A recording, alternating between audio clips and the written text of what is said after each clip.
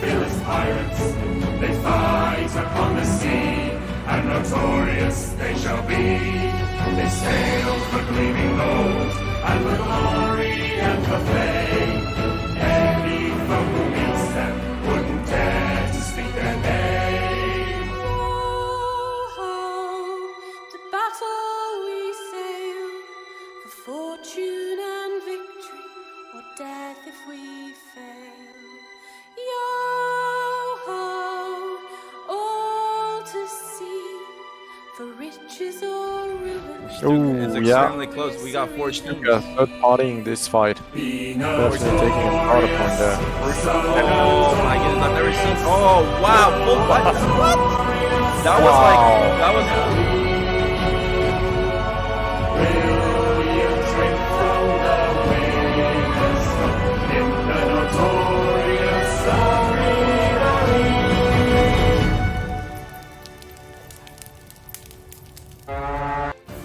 Whoa, Captain Denzito, thank you so much. And welcome to the Notorious Arena League, home of the best crews on the seas. Oh yeah! That's what's up with the Rage Camp today. As always, I'm your host, Rage Trucks, and joining me today, we got the one, the only, the hype man, Potter Sauce. Let's go! And Lord Veden. What's up, man? Yo, what's up, dude?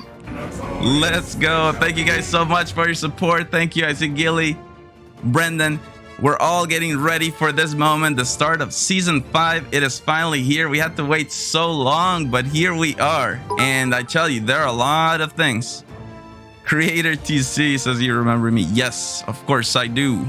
Thank you guys so much for the support. Lots of things happening today. We actually had a crazy thing right before the stream. Last minute team has dropped out, and so the second place team from the latest qualifier that we held is taking their spot. That means that Crux will be entering season 5 in place of Ferryman's Court. So that's gonna be insane. And Absolutely. yes, That's wild. That's crazy. The drama is already starting before the league even has, man. it's gonna be insane. It's crazy. But yeah, I mean, you know what? I messaged Crux and they were like, yeah, you know what? We're ready to go. Let's do this. You know, they came so close to qualifying. They were just 2 points behind Blood Tallyman, and they were ready. So hey, Crux coming in clutch. They earned this spot here in season 5, and we're gonna follow through with, you know, their journey as they look to go all the way and maybe come out on top as the best crew on the seas. But it's gonna be intense competition. It's going to be really, really fun to watch. I'm so excited for this season. Oh yeah, no, this season it's gonna be something else. I feel like we're getting to such a high level of teamwork right now. It's crazy. Like, if you want to be at the top, I feel like now more than ever we can really say those 5 teams that come out of Brawl stages, the pro teams, really deserve it. That's, you only get there with daily practice, dedication, studying the VODs, etc. But I know for many of you, this might be the first time you tune in to an official broadcast of the season day. So I want to start off today's show by kind of walking you guys through the season format. Matches are starting in, well, they're scheduled to start at 6, but we're going to be a little bit delayed on that because I definitely need to make sure that we all understand what's going down. So let me do that.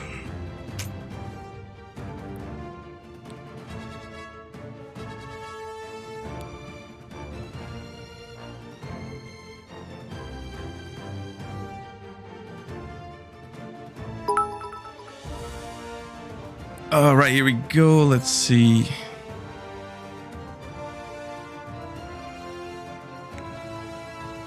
Okay, let me show you guys how we do things in the NAL. So an NAL season has 5 stages. We went through the preseason qualifier.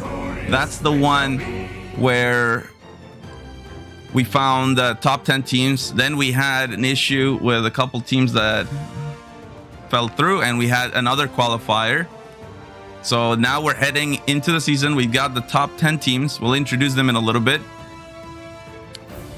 And we're in the Brawl stage. So the purpose of the Brawl stage is each team will play 8 games over the course of 2 weeks. At the end of those 2 weeks, the top 5 teams will make it into the Pro League, and the bottom 5 teams will be in the Semi-Pro League. Then we'll take a week off and we'll come back for league play. That's 3 weeks where teams will play in their respective divisions. The goal is to finish. If you're in the Pro League, you want to finish in the top 3. That guarantees you a spot in the grand finals. If you are in the Semi-Pro, then you also want to finish in the top 3 because that gets you a spot into the Round of Fate. That's where top 3 from Semi-Pro will fight it out with the bottom 2 teams from the Pro League in the Round of Fate. They fight it out in a series of 7 games. At the end of the night, the team with the most points, actually the top 2 teams with the most points, will secure the last 2 spots in the grand finals. And then it all goes to the grand final. Very similar to what we did during the Ranked Arena Alpha. It's a 7-game series. Top 5 teams in Sea of Thieves competing for the ultimate prize. And by the way, talking about prizes, of course, the winner of the NAL season gets the NAL sales. You know, they get the title of being the best crew on the seas.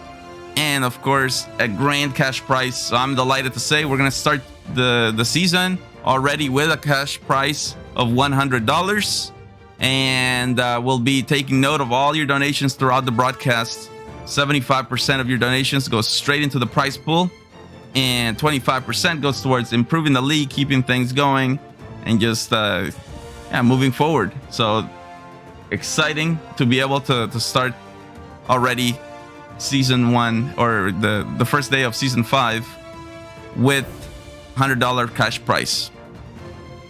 Throughout the night, teams are earning points based on their placements, and you can see the point system on screen.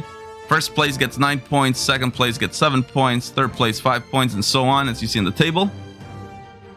Now we can get ready to introduce the teams that will be seen competing today. And now we actually have the team videos, so hey, let's go. So, first of all, we talked about Crux coming in, securing the last second position here in season 5. So let's start with them. Let's introduce Crux. This is their team video. They're playing in set 1. Here we go. So this is the team captain, Bot Wad. And Snapper. According to Payray, one of the hottest prospects in the NAL. We'll see if Snapper delivers. Angel, former player from Bobby the Bottles. And Jellyfish. Yotuni, fellow Cutthroat. And Brax. Icevale. There you have it, guys. The Crux squad. That's what's up. Woohoo! That's what's up. Oh yeah, and by the way, today we got Rage Cam here and there. So you can expect the ukulele show. You'll actually get to see it. So that's what's up. I'm getting ready for this, but let's go. Here we go. Here we go. Okay, so the next team here competing in set number 1. They used to be known as Bobby the Bottles. They used to be known as Booty Warriors. They merged into Reverse. So let's check out that Reverse team intro. Here we go.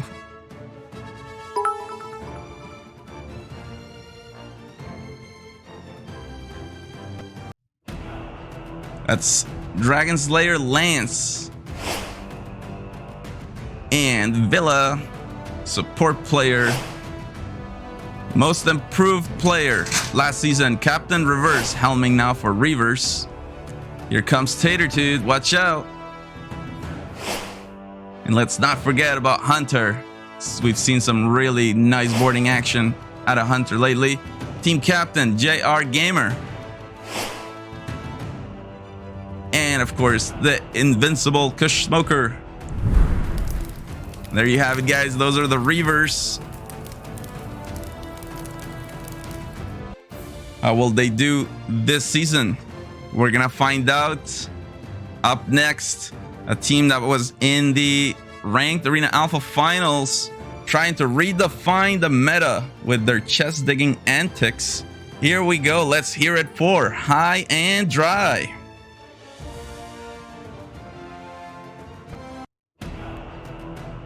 That's the team captain, Pumplo.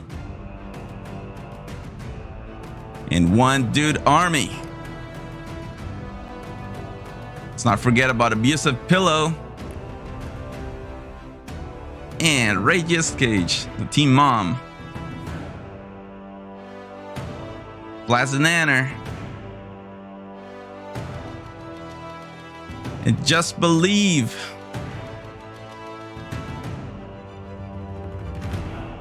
Recology. These are the High and Dry team members. We'll see how they perform today.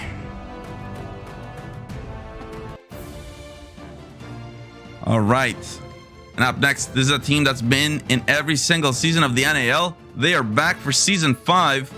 It's the team of Wesley Sanguine, the pirate that keeps track of every kill he gets, every chest. He steals every ship he sinks. If he gets you, he's gonna write you down. So don't let him get you. Here we go. Let's hear it for the Blood Tallyman. New Helm, Haganth.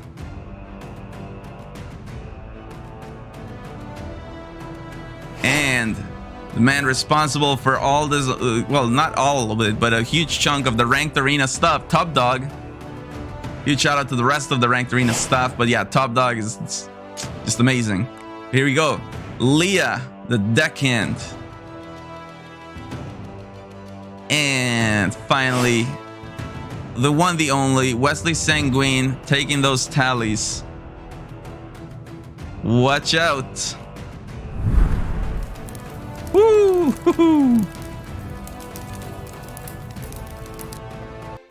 All right, guys. And in terms of the team intros, we've saved a really interesting one, a more unique one for the end. A team that nearly upset Slip Deluxe in the Ranked Arena Alpha Finals. Let's hear it for the Barnacle Buds. Here we go.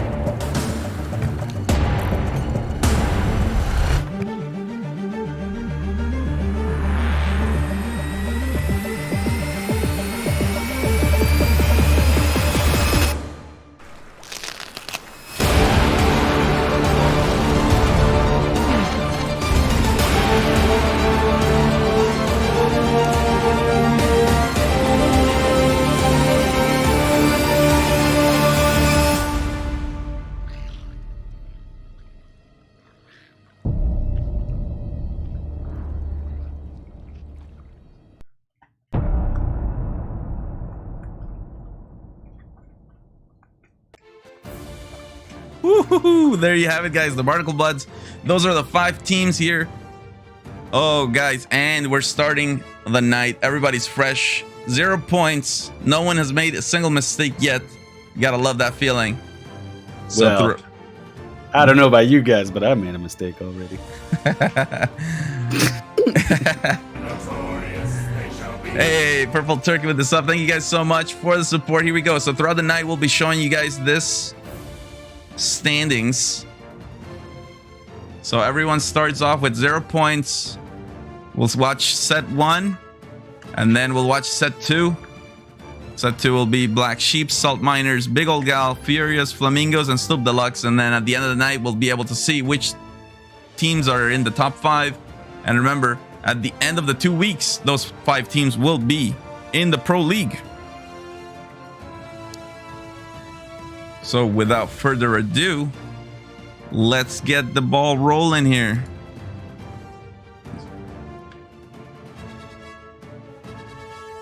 So today we will have an Obsidian capstan giveaway, and that will take place before the end of the stream. So when we get to halftime between set 1 and set 2, we will just take that moment to enjoy some great ukulele. But the capstan giveaway will happen before the end of the stream.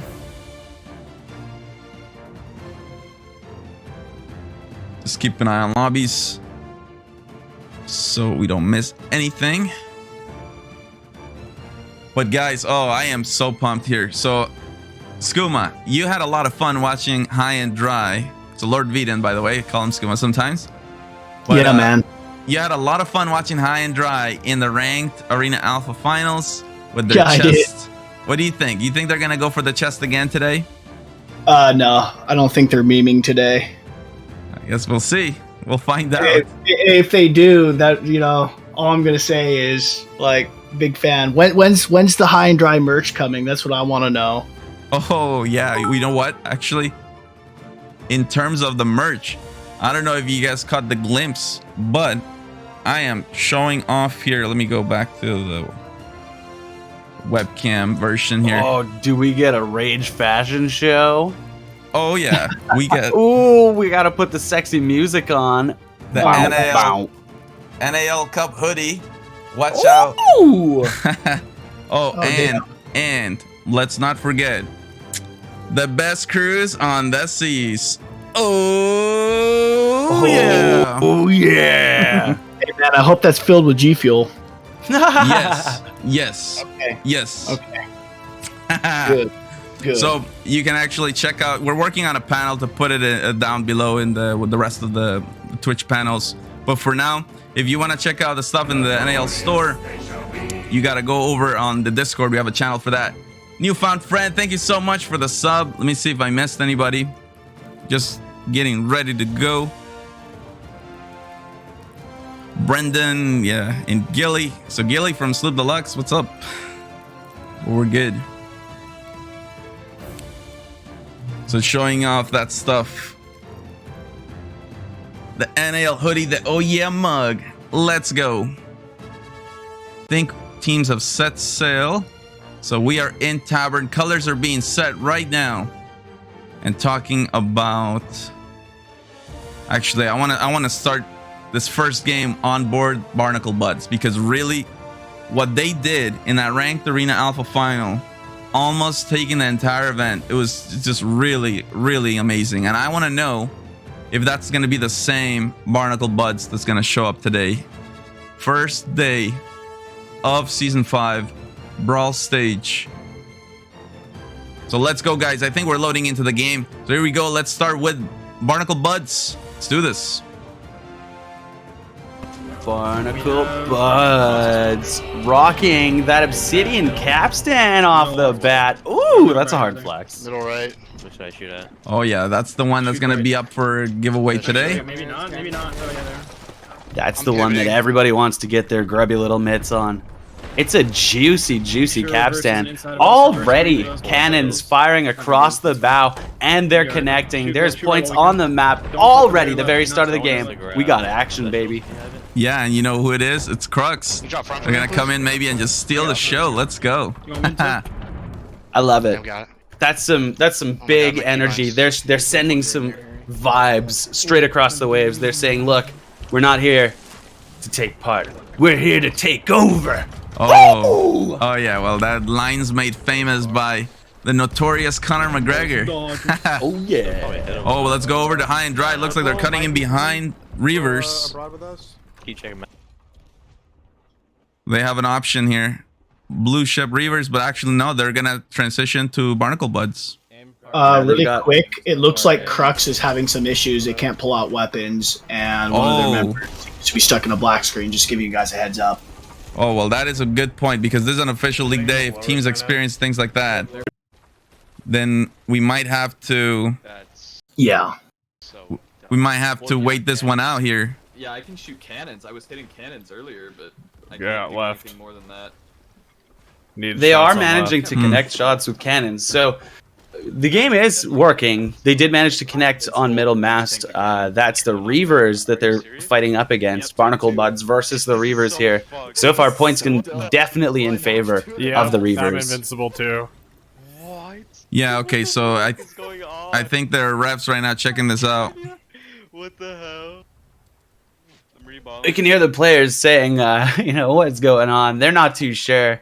Something is happening that they're not too happy about. Yeah, no, it seems like there's somebody with an invincible bug or something like that's happening. So this match, I'm hearing we need from the refs that will not be we counting. gotta still play it like we're fucking. So this is basically the warm-up match, I guess. We can think of it that way. Yeah. Because it will not be counting towards points. It's one of those differences between scrim nights and the official days. Like, we want to make sure players are actually competing here. Have you guys ever watched Super Smash Brothers Melee, the professional players? This is like what they do before they play their games against each other. Just go into the match and just practice their controls, you know, make sure everything still works. Yeah. That's what this one is. It's just a write-off. It's a practice match. Yeah, we don't want any players getting barred from the arena, so procedure is just wait it out. They can warm up their shots. I'm sure they'll all appreciate that. Oh, so it doesn't count? Does it not count? Probably not gonna count. That's lame. Yeah. Basically, this gives us a good opportunity just to see, you know, who's gonna be playing where. How are we gonna be analyzing each other and sizing up? I mean, these players have all played against each other already. They know what to expect. They've all got plans set in mind. So just wait for an actual match. Yep, we'll see. I mean, so far, I mean, if this did count, Reavers was off to a great start. Where are they ever? It looks like shooting Crux. Yeah, Crux looks to be in a bad spot right now, but they're still managing. Recology says, high and dry on top, let's go. Let's check out what's happening with them. Okay, yellow's not committing on us. Now go back on red. Now go back on red. I just had to make sure they couldn't. They're sneaking some points from long shots. These are not easy to land reliably, so kudos to them for at least attempting. You have two ships on your right-hand side for cannons. You're smart to just take them. Yeah, they're shooting at Blood Tallyman and, you know, already broke two of their masts. We'll see if they go for the front mast as well. And Blood Tallyman is not even dropping that sail, so it might already be broken. Crazy. I felt like I was shooting so high. I hit front. I think they have players dead on board on Blood Tallyman. It could easily be focused down by two boats at the same time, so this could be a really bad spot for Blood Tallyman. Yeah. Interesting to see how they play in the middle of all of this pressure. Some teams would not be able to get out of this, but if there is a team that can get out of this much pressure, it's Blood Tallyman. Yeah, I mean, they've just tried for the second time to repair that front mast. Unable to do that. Top Dog working on the back mast. And Top Dog is rocking the shirt. Oh yeah. Oh yeah. Man, Sanguine got sandbagged twice just now. Oh man. Yeah, it looks like that's rough. You res your teammate, you go run to grab food, your teammate's dead. You go res your teammate. It's a never-ending cycle. We've all been there at one point. Yeah, let's hope. It looks like they are opting to scuttle at least, so they'll deboard with cannons, try and make something happen. Yeah, Top Dog's like trying to board the Barnacle Buds. He's he's throwing blunder bombs and fire bombs, trying to be as annoying as possible. Death to the rowboat. No rowboat plays for you. Now let's go over the Reavers. Reavers still on top with a lot of points.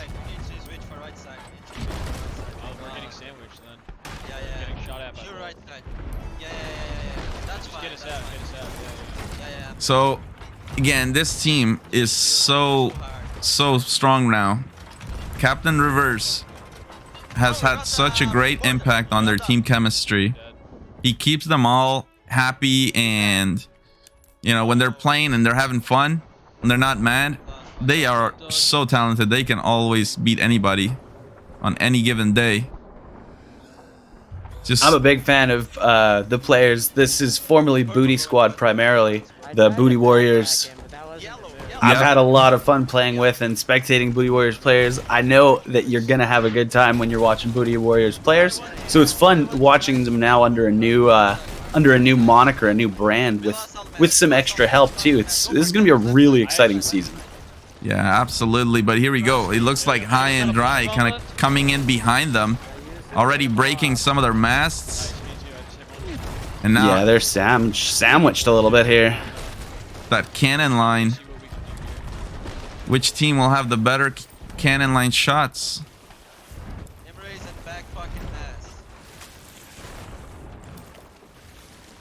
Let's go over to High and Dry. A little bit of a difficult spot to be in. Ooh, especially if you're Crux right now. They're caught on behind by Harpoon. They're about to receive a volley of cannons from the side, and there's nothing they can do about it. There's no angle for them to fire back.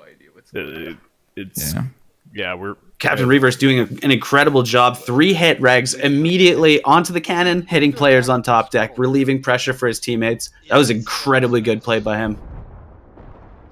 And they're calling for a scuttle now too. Yeah, Cross goes down.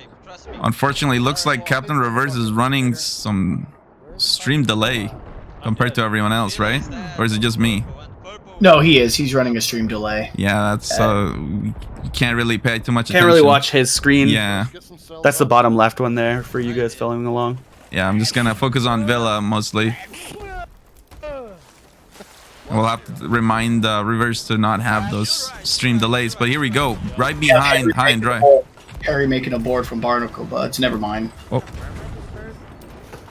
Villa with a really good cannon angle, trying to toss some chain shots. That looks like it might connect from downtown, a little bit shy from the target. Calling for the Harpoons.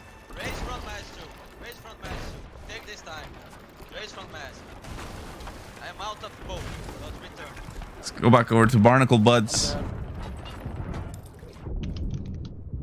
Barnacle Buds on the yellow ship, currently in second place in this match. They have had it's an uphill battle this entire time. No one's had it easy. Nobody has had just like a free match. You know, we've seen a lot of times QRF, a lot of the times that they played just felt like a free match. They were able to just go around, do whatever they wanted. Same with Sloop Deluxe. Whenever they play, often just feels like a free match. They get to go around, pick whichever teams they want to fight. It was the same for your team too, Veen, the Gravetides. You guys got to pick your own fights often. Doesn't seem like this has been the case.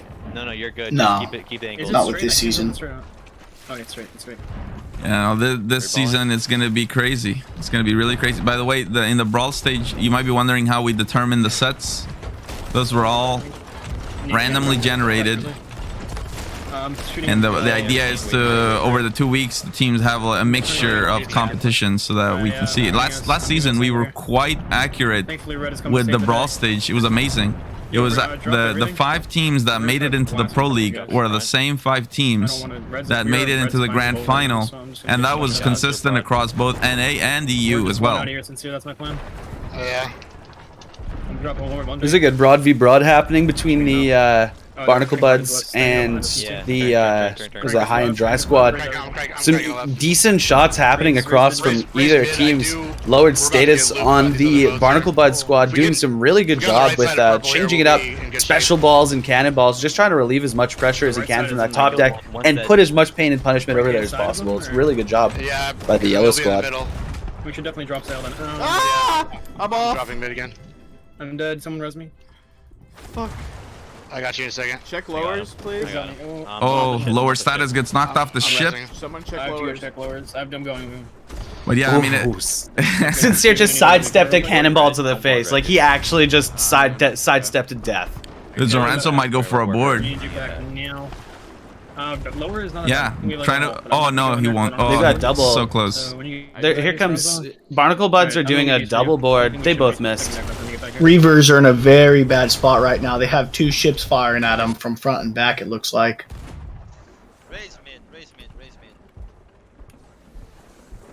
You say the Reavers? Yeah, Reavers. Is that in the past? Yeah, no, I'm not seeing it. Oh, yeah, my bad. I'm looking at the past. Whoops. That's in the past. Captain Reavers, yeah. Don't. Throwing me off, man. Captain Reavers throwing me off, dude. He's messing with us. He is messing with us. That's the ultimate troll, man. He didn't really. It's April Fool's still, I guess. Yeah, I guess it is. Holy moly. I'm gonna set this as game 0 because really this one is invalid. So teams are just going around shooting, warming up their cannonballs. But already, I mean, look at that. It's so close. Look at the between top scores. 3. It's crazy close between the top 3. Oh wow. Like crazy close. Yeah, high and dry, on fire and completely demasted as Reavers and Crux enter. So now fully surrounded, high and dry. Trucks are moving a little fast though. Yeah, I don't think they're running a full crew yet. We'll see. You can only pull sails so fast with 1 or 2 people on your boat. That's true. Because they're also like on fire, which like somehow makes their boat darker. I don't know why. They try to chain us. Yeah. Come some chain shots.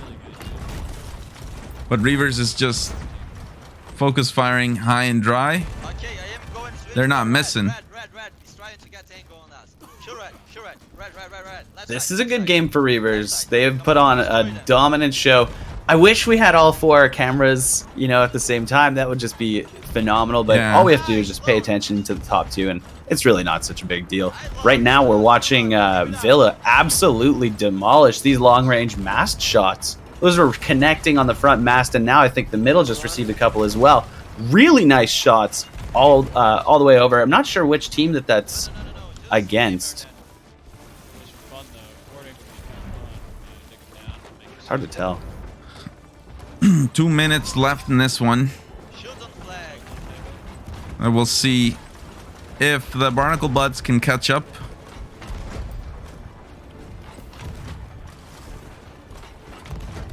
Or will Reavers maintain the pressure, maintain the points, and just keep climbing their way into a game 0 victory? They win the warm-up. We'll see if they win the warm-up. And then hopefully Crux has no issues here as we go into the next game.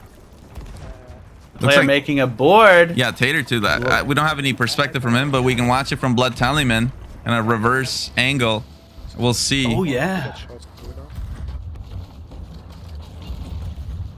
See what kind of chaos Tater 2 is able to immediately up the cause. ladder, gets a blunder, straight to the anchor, another blunder, and there's just a lot of corpses up top. Oh my goodness. 3 Another of one them. downstairs. Looking for him, gets the hit marker with the Eye of Reach. Here comes the blunder. Doesn't manage to choke it down, doesn't matter. Still gets the kill. Oh, that was multiple borders. Okay, I was about to say, like, wow, did Tater 2 just go and one-tap blunder everyone? There was also a border from Crux. You die, and then you die, and then you die. Tater 2's fragging out. This is fun practice for Tater. I like it as a Yeah, here comes the respawn. Oh my goodness, he got him. What? He one-tapped him. He one-tapped Top Dog. Good lord! That was a real zing dinger right there. He zinged him and then he dinged him. This one is not going to count. That's insane. The team that was experiencing bugs managed to get squared away, so we should be chilling, and the next game should. Oh, so that's the voice of the referee we hear in the background. So the team experiencing issues, Crux, they managed to get their problem fixed.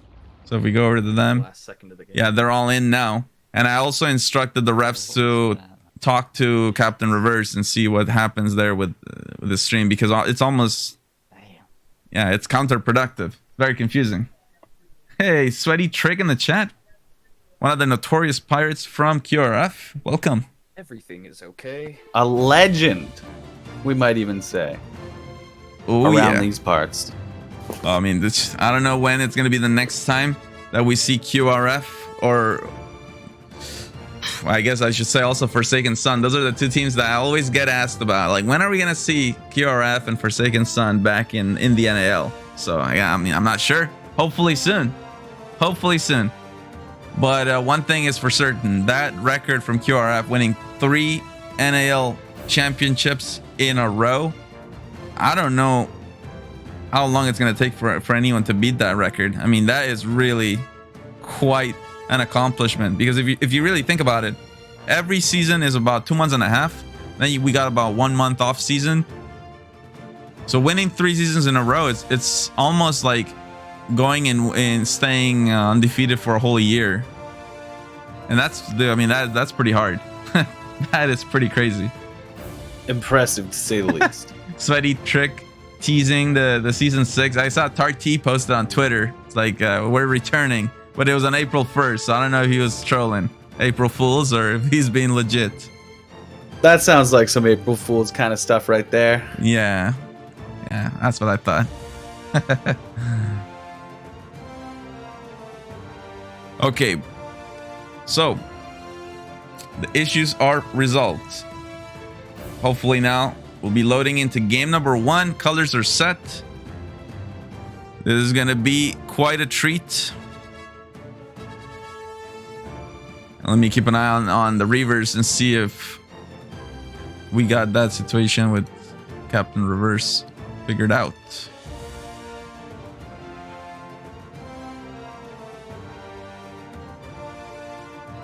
And not yet. Give it a good refresh. I'm getting nice and comfortable in my chair here. That first match got me excited. I'm on the edge of my seat. All right, here we go. Now we're loading in. And let's start again with the Barnacle Buds. Game 1 of the Brawl stage. Here we go.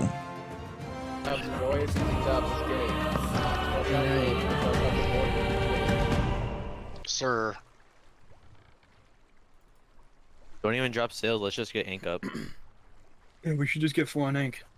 The faster you get your ink Well, up, I'm gonna start shooting for easy beginning points. Maybe knock them off their anchor. Oh, let's see here. That's never happened to us, right?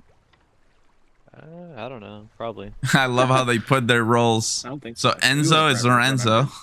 Cold and wet, so he's the deckhand. Ice Steer, so that's their helm. Harry, personal servant. That's probably Flex, support player. Okay, here we go. Spawn right next to barrels, bro. And then Lord's status says cannons. I'm not sure what that one means. Literally only grabbed So shoot what? Well, they're showing off the Obsidian Capstan. Remember, that's going to be up for grabs before the end of the stream. We'll be doing that giveaway. Are we pivoting? What's the deal? Yeah. Looks like they might have gotten the middle side spawn. Middle ship lowers all their sails. Immediately up to the helm, turning the wheel. They're going left. They don't want to go straight on with everyone else. Rather not follow the pack. Better to just find one vessel, try and isolate them, and get away from anyone that's firing at you. It's good on them to get some cannons as they pass by, though. So far, everyone's on the board. Yeah, one of the most popular strategies on the middle side spawn is to just cut inside towards the middle ship. That's what they've done. Reavers the middle ship. They're tied up in a different broadside, and now Barnacle Bud's free to come in and third party. So I gotta say, that's a pretty clean kind of escape from a difficult spawn, but at the same time, that maneuver comes at a price. They're falling behind a little bit points compared to everyone else. They just have to make sure they don't get too far behind all the other ships. Shots, boys. Great shots. How are we hitting those, bro? I'm cracked. Those last two. Looks like Crux has already lost 2 of their masts. We got yellow coming into us. Yeah. That's not ideal. And the Barnacle Buds are spotting it. Start to slow down. Lining up for a broadside with Crux. Yeah, dude, my shit's not running great. Yeah, we can get Crux here. Oh shit, we're gonna do a Reavers. We're gonna do a Reavers. Reavers are just climbing up and up and up the points. They land these cannons. They've got 3 on cannons. I can't tell if they've got 4 or not. Looks like they just received a Bunder Bomb from somewhere. That's from the Barnacle Buds. It looks like they're just about to lose their angle. They have cut a harpoon to the ground, intentionally pulling themselves out of the line of fire here. Should be able to repair and grab a couple more cannons, a chain shot as well as they pass by. Let's see if this chain connects. Oh yeah. First one does on the front mast. Bing, bang, boom. Now here trying for cannons onto the top deck, looking for players. Villa got knocked off into the ocean. He's dead, baby, dead. You're gone. Man, the little broadside with blood talisman. Let's go over to check it out. See how they carry on. They transition into a glancing broadside with high and dry. That's really good transition as well. They've got a clean angle. All they have to do, and it was a good call out, hit the crow's nest on red, try and aim high, aim for that center of the boat. You're pretty confident wherever that cannonball is going to fall, it's going to hit somewhere on the boat. You're going to get those points. 40 points per cannon, that's what they're looking for. Oh, one dead. Yeah, Crux goes down as well, so Barnacle Bud's really taking the advantage on that broadside with them. In the meantime, the group of three, little kind of race there with Blood Tallyman, High and Dry, and Reavers. Yellow's gonna spawn somewhere on us. Do you want to drop right away? Let's go over to High and Dry. I have to go down below. This is a good trade here. It's the good old parallel broadside with Reavers. Here goes Blunderbomb. I think Skooma was right. They didn't actually go for the chest. They're sticking to the meta. Catching our last hole and coming up. I'm just gonna leave the One dude army using special ball after special ball after special ball, followed by chain shots. I don't know if he meant to do that many in a row because it didn't look like many of them actually connected. You have a very limited amount of special balls in this version of Arena, so like you do have to be pretty conservative with those. Yeah, 100%. 11 minutes still to go in this match. We got 3 teams, nearly all the same points. Start shooting now.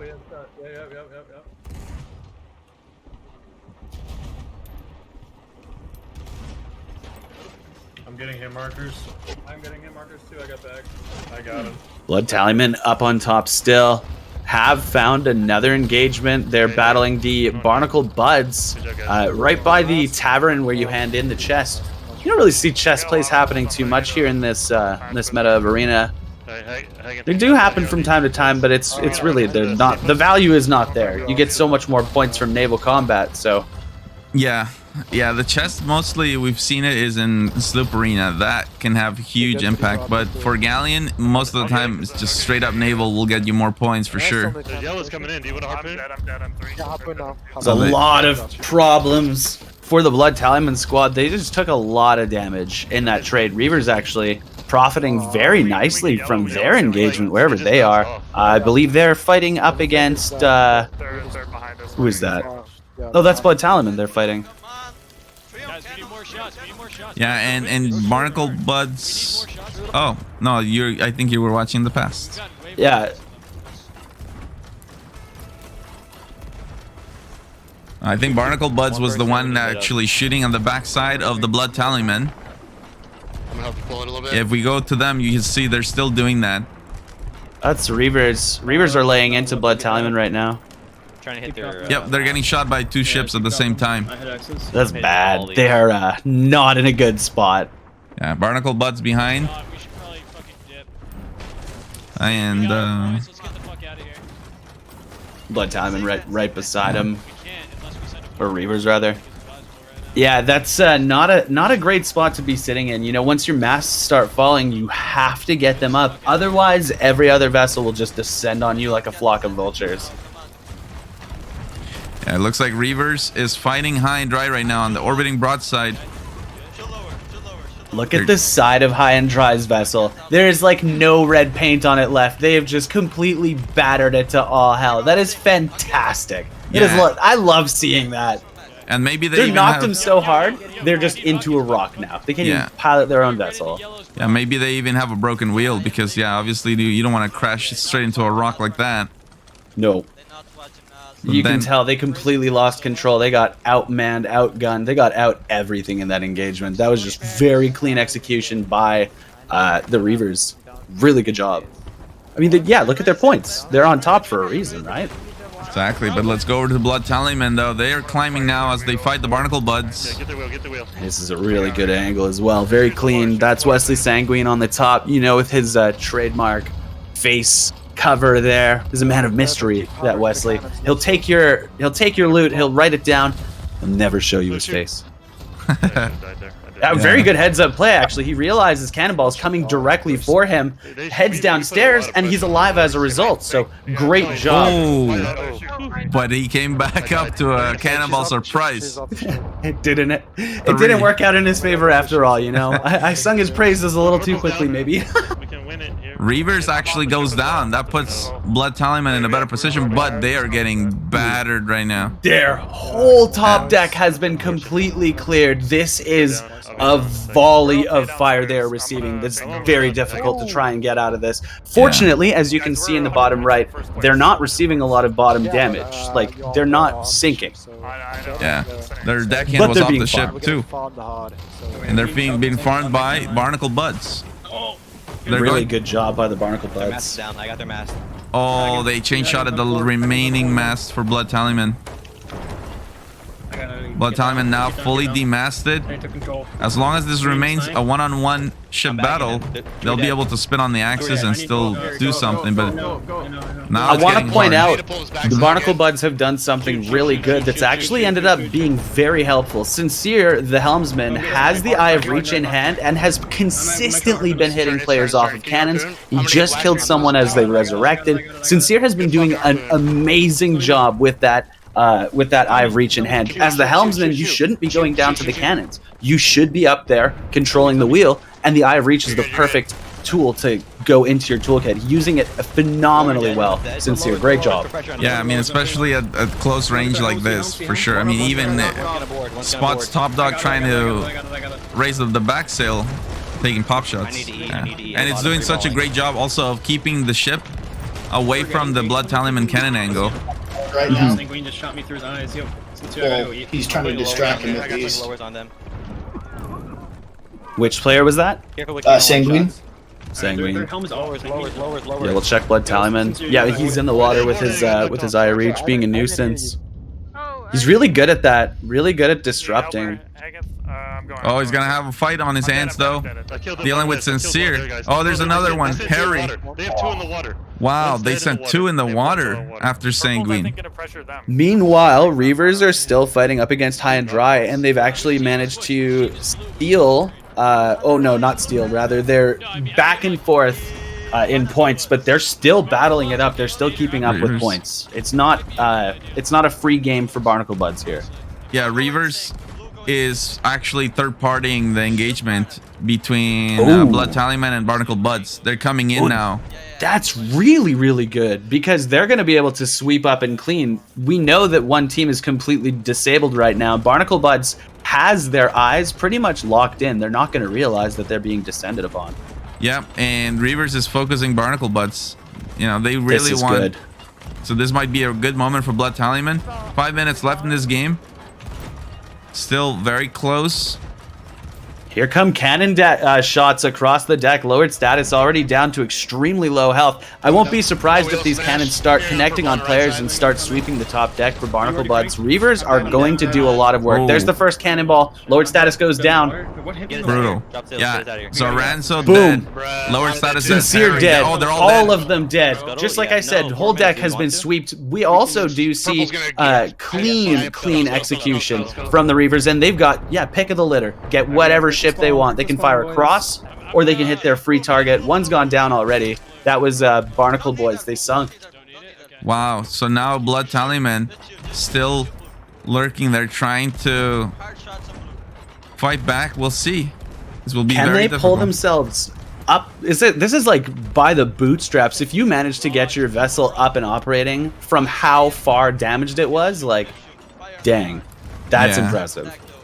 Well, I mean, I think Blood Tallyman probably got to repair most of their ship, except for their masts. So at least they can shoot cannons.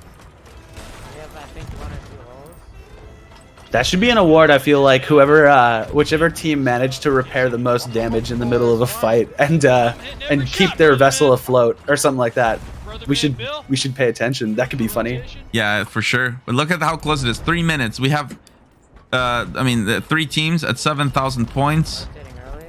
Reavers in the lead, and yeah, I mean, they're playing on the outside of this right now. Seems like very good positioning from Reavers.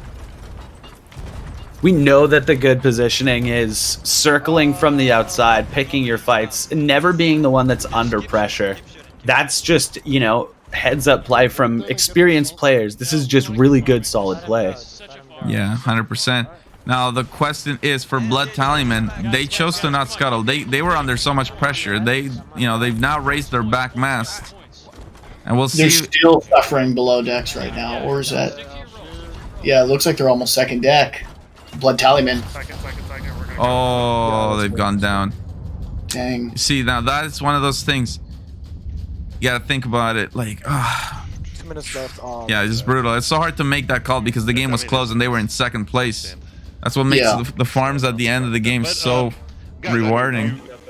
I personally think that like this arena is very similar to football in like the last quarter is the most important quarter of the entire game. The most things can happen in the last quarter of the game. That's when you see the most upsets. You see the points just go crazy. Some teams can come out of bottom when in the last quarter. This is what I love. You know, when the clock starts ticking. They're going to board us.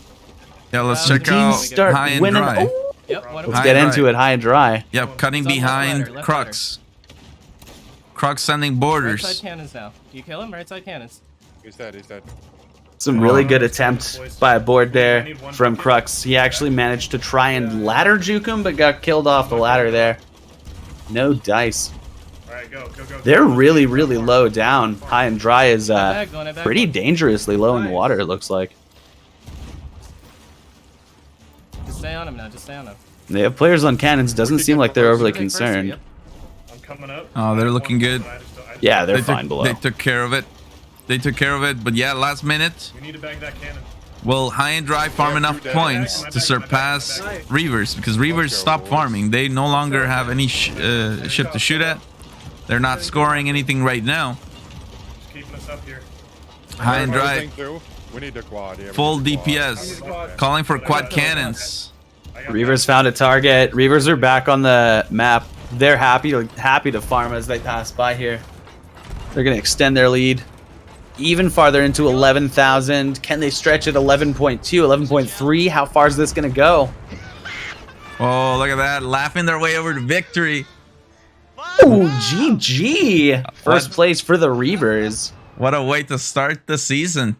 High and dry in second place. Barnacle Buds in third. Blood Tallyman fourth. And Crux in fifth place. Doesn't matter who complains about fucking bugs or whatnot. All right. So, with that in mind, let's take a look at the standings.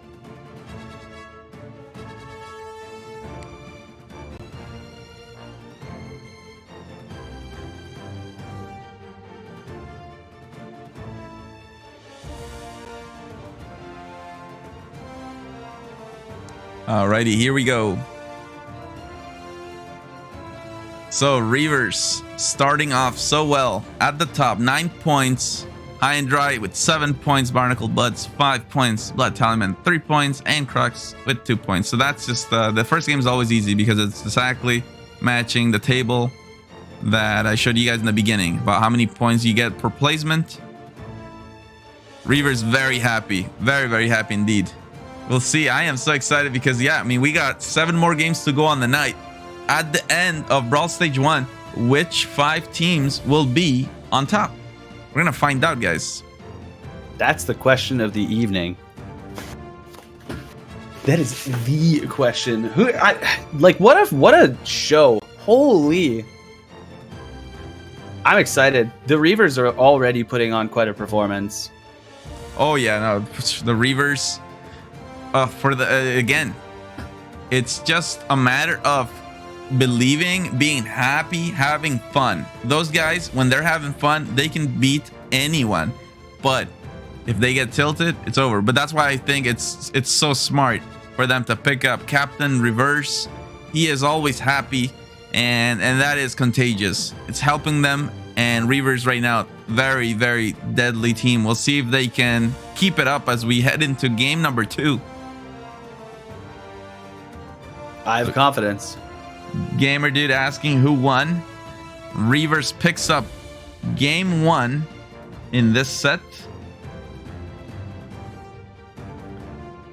Now we're just waiting for DeMarco to get us on our way here. Game 2 about to start, and we'll start on board with the Reavers.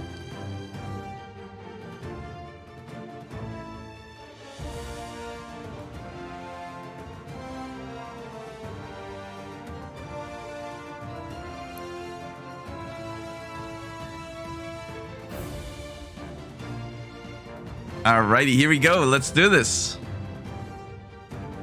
Let's get it on. Game number 2. All right, come on. Let's go. Oh, they are so Let's hyped. go. They're so hyped. All right, Let's go. Yes. You just hear it. Oh, they believe, and this is exactly how they need to be every single game. Just field energy. Let's go. Seen any team so far not using the Obsidian Capstan? I don't think we have. I think they've all been using the Obsidian Capstan so far. Hey, if you don't have it, watch out. We have an Obsidian Capstan giveaway coming up before the end of the stream. Looks like Reavers is getting the middle spawn, I think. They are very happy about that.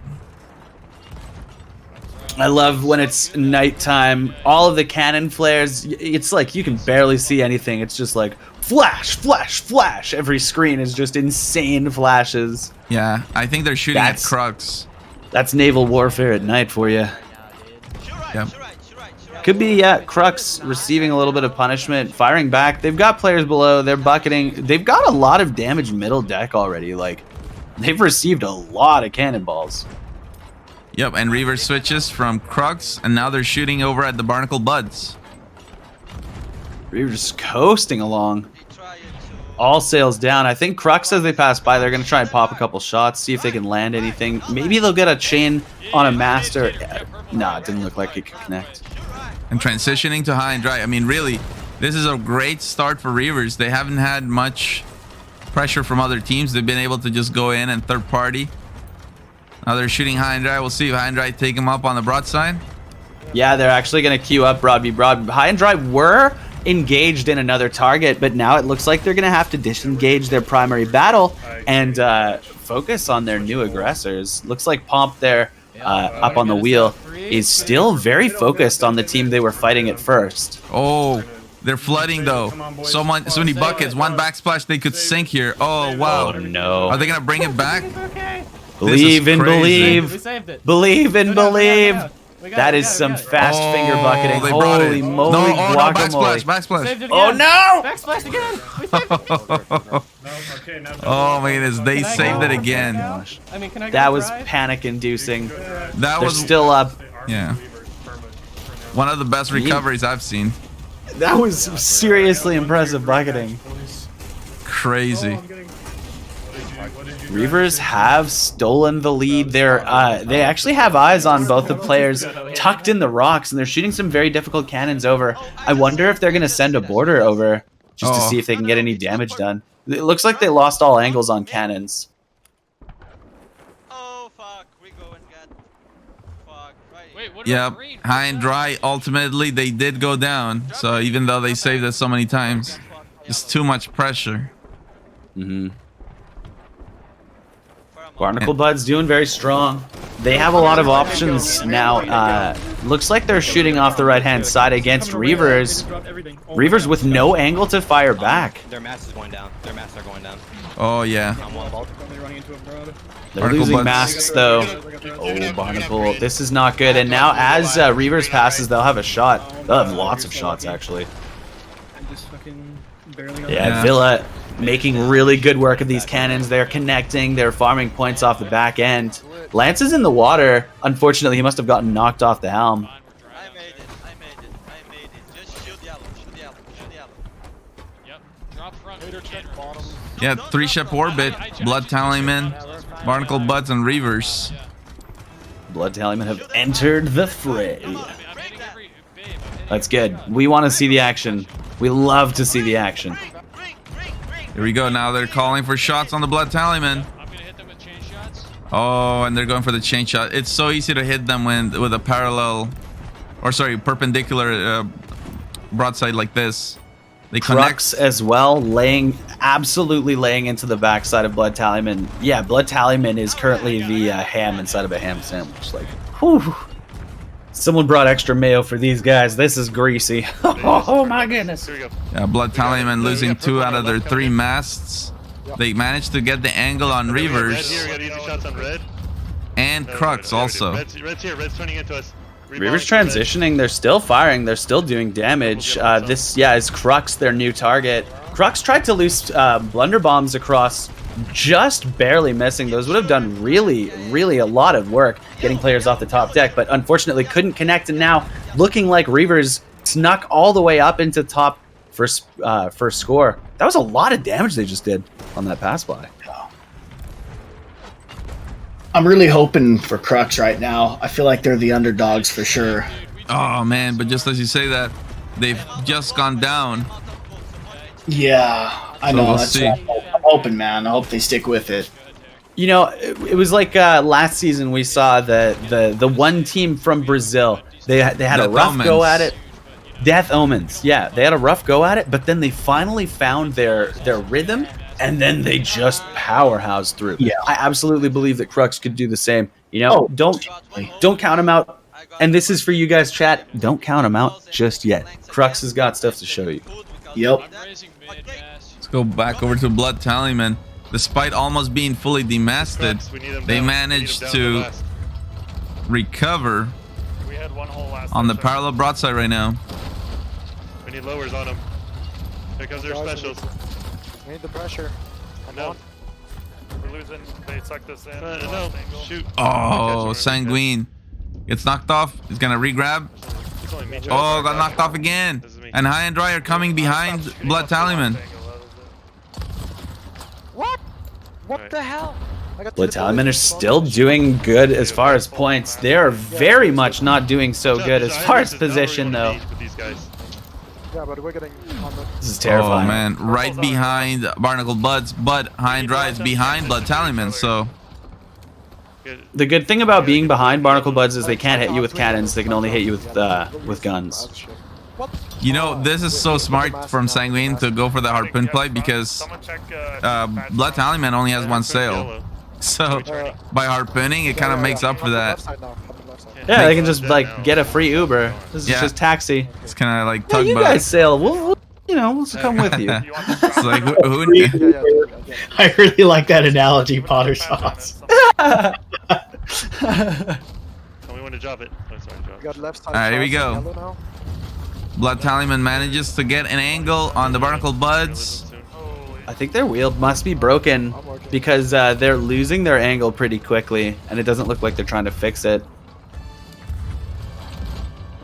These are shots that are very difficult to take and very difficult to hit, but it looks like they're still managing to connect. Really good job by the Blood Tallyman. Once again, you know, experienced players, that just goes to show.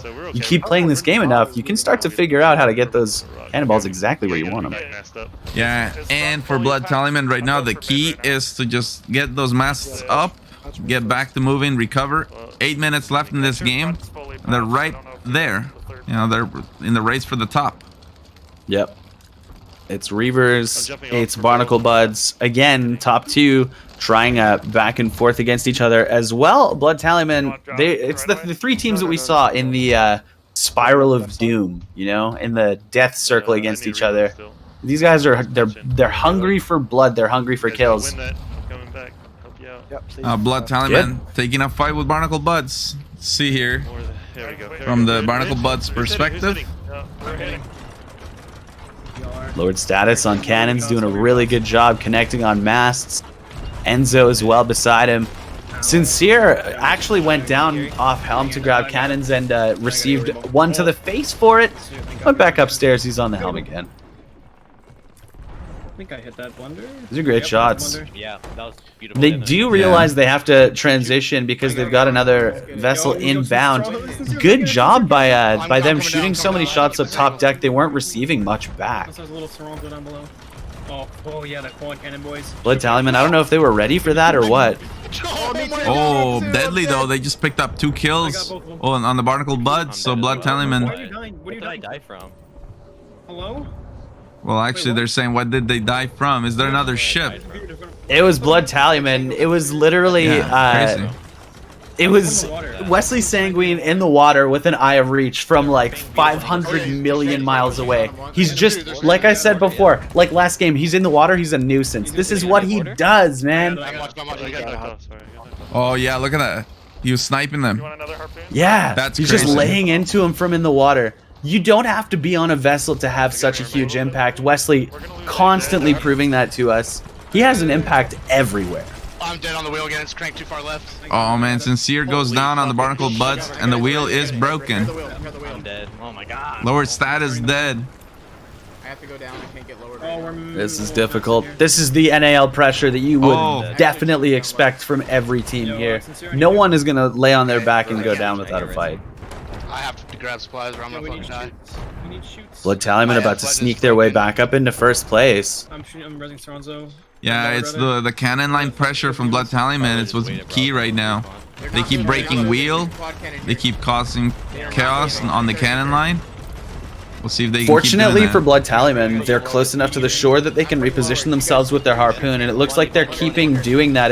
It's Wesley Sanguine. He's giving them that angle as they're passing by.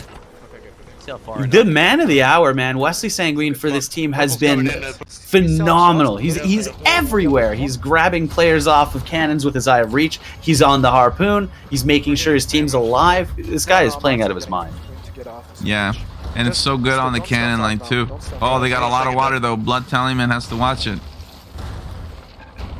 This could be bad. Go to the side of the map. Barnacle Buds are doing very good as far as points. Who are they fighting up against currently? Get us out then. We don't want to stay too long. If they're coming in. It looks like there's a third party coming in. They were fighting Blood Tallyman for a long time there, but now transitioning. Crux, I think they're trying to fight up against. My back's fully repaired. Keep going. I'll check. Yeah, we're going They right found a here. target. It's someone, and they've got a. It's not an easy angle. These are very difficult shots off the left side, but high and dry. High and Dry are providing some points for them to keep continuing up the leaderboard. So far, 7,660 points and climbing. These are Barnacle Buds. Let's get this match fixed as soon as you guys come up. I'm gonna pivot us. All the other teams, we've got two other teams in the 6,000s down in fourth place currently. With 4,000 is High and Dry, and sitting down at the bottom of the leaderboard currently is Team Crux. But like I said, it's the last quarter of the match. Anything could happen. Are we good? Like that is Yeah, this late, you get a good farm, you can catch up so fast. Nobody wants to scuttle. Not at this point. Nope, it's too late. See here, let's go over to Crux real quick and see, because they're coming up on the other side of Barnacle Buds. Barnacle Buds also being shot by Reavers, so they have to just watch it. Very close to the Red Sea as well. They were just trying to get it masked up for a very long time, but they've since just given up on that idea and gone below deck.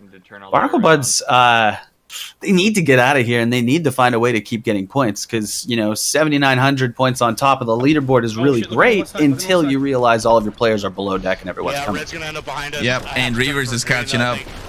I'm dead on the wheel again. They just Sincere surpassed just took a them. ball to the face. Ooh, my goodness. This is where we could watch the Barnacle Buds be in a very big problem. Yeah, well, Tater Tooth is going for the board. Oh, they got him. So, yeah, Barnacle Bud's watching it, but their biggest rivals right now, Reavers. Looking for shots over on Crux. They have got first. Can they hold on to it? 2 minutes remaining in the match. They're doing a really good job at executing fire strat to keep the water at bay, making sure that it's not going to come up to middle deck. Great job. It's the fastest way to get the water out of your deck. Just is. Villa, really good job for the Reavers. Top left screen there. Yeah. Oh, man. Wow. Yo, we're Middle we're deck. mid. We need buckets now. Oh, man, look at that. Desperation calling, but they're going to save it. But look how close it is. Blood Tallyman go back in the top. Let's go over to them. Gosh. Nowhere, yeah. Oh, Sanguine dead. Yeah, but okay, I've got. Oh, They wow. need to be. Don't want to creep too close to the red, otherwise it could start sinking your vessel. But we've got Barnacle Buds proving they're still in this match. It's Barnacle Buds and Blood Tallyman are right beside each other, broad v broad. Blood Tallyman with the advantage on cannons. Here we go. Blood Tallyman, Wesley Sanguine on top, has the cannon angle pointed directly at those players on the top deck. He's saying, get the frick out of here. You will not fight back against us. You will not have a place in my game. This is our game, baby. However, they're not the only ones playing right now. Reavers still finding points, putting themselves back up in the top spot. It looks like their target is Crux. They're the farmed ones. 9,000 points and Eclipsed. It's over 9,000! Oh, it's that raise. Who is farming more? Dragon Ball Z, of course. No! Oh, but dude, come on, Barnacle Boys. They've got such a good farm. They've got so many points. This is close. Who will the it heck be? Who is winning this? Whoever, bro. Holy shit, dude. Reavers What? pulled it. Reavers! That was 5 points off of 10,000. Wow. Yeah. That's the second victory for Reavers. That is so impressive. They're showing up big time. And they're doing fire strat. I think they're the only team in the entire NAL doing fire strat. As far as I've seen so far, they are. But you know, we'll see. Maybe someone's gonna surprise us from set 2. Maybe someone's gonna step it up, step into the flames. Well, we'll see. I mean, obviously, in the end of season 3, when QRF first revealed the fire strat, that was a huge game changer. And of course, that that gave them a huge advantage. Then, shortly after, it was like when people that wore pants for their entire lives realized that you could cut them off at the knee and then they become short pants, and then it's like, what? It's like you never go back, right? That's like what fire strat is. It's like short pants. You can never go back. Well, there was the introduction of the wall banging update, and with that, great bucketing became a reality, and we started seeing teams actually go for great bucketing instead of the fire strat. However, I mean, Reavers is a team that never gave up on it. They've just kept practicing, especially Dragon Slayer Lance. And he does it in a very unique way. He actually just gets on fire and then runs down below to the lower deck, splashes himself. It is super effective. We'll see if next game we can see demonstration of that. We might even change his name to Fire Slayer Lance. Exactly. But now let's check out the standings after game 2. Obviously, that is huge. Reavers is going to be on top with 18 points, winning those 2 games in a row. Incredible performance from them. Let's check this out, guys. Here we go. After 2 games in Brawl Stage 1, Set 1, these are the standings. So Reavers at the top with 18 points. Barnacle Buds in second with 12. High and Dry in third with 10 points. Blood Tallyman fourth with 8. And Crux is in 5th place with 4 points. Veden, I want to know, if you're Crux, what are you thinking? How do you get back into this? What should you be thinking and what should you be doing? Not being negative. I feel like a big thing which can get to people is just the mental state. Like if you're kind of feeling self-defeated after not doing the best, it's you're not feeling positive. I feel like that can affect your gameplay as well. Yeah, well, for sure, that's key. And we're seeing the opposite of that with Reavers. Let's go as we start game number 3 on board with Reavers. Let's go. Olé! Obsidian Capstan once again. And guys, don't forget, we do give those away. Ooh! Isn't it shiny? Oh, yeah. Right before we end the stream, we're doing the Obsidian Capstan giveaway. Let's see right now. I wonder if Reavers is still with the delay. So I told the refs to go and mention that to him. So yeah, he is. He's still with the delay. Oh man, Crux first one on the board for points. It looks like they're happy with their spawn. Yeah, but they're getting shot out by Reavers. They just got one balled. Oof! That's a problem. Poor old half a stew gene on Crux there just got spadoodled. I'm dead. Yeah, it's a difficult situation. They got the middle side spawn. They got Reavers and off from the middle spawn. They're loving it. Focusing the outside ship is the right thing to do most of the time, but you have to pay attention to the middle ship. Oh yeah. Now the good news is Reavers has kind of sailed past them, so now Crux doesn't have to worry about the sandwich anymore. They can just take the 1v1. Just keep shooting. That's ideal. You want the control. You want to be able to, like I said before, pick your fights, choose your targets, because then you're the one in control. You're the one that's calling, you know, when you get to transition, when you get to go and find your next battle. Okay, interesting. We've got an anchor turn coming out from high and dry. They don't like their position. They don't like where they were. So they're just straight up getting out of there. 4-man anchor turn. Oh, yeah. We'll see what they're up to. But let's go back over to Blood Tallyman because they were initially losing the broadside with Crux. But they regained that momentum. Yeah. Was that top dog on the bottom? I believe just made sure they're not stuck onto the island anymore and actually still have a decent cannon angle to fire across. You don't ever want to get stuck. Ever, ever, ever. Yeah, and the island kind of helped them out because it turned them into the 180 angle. It also provides a bit of a shield from the other side because no one can shoot you on the other side of your boat if you have a giant island protecting you.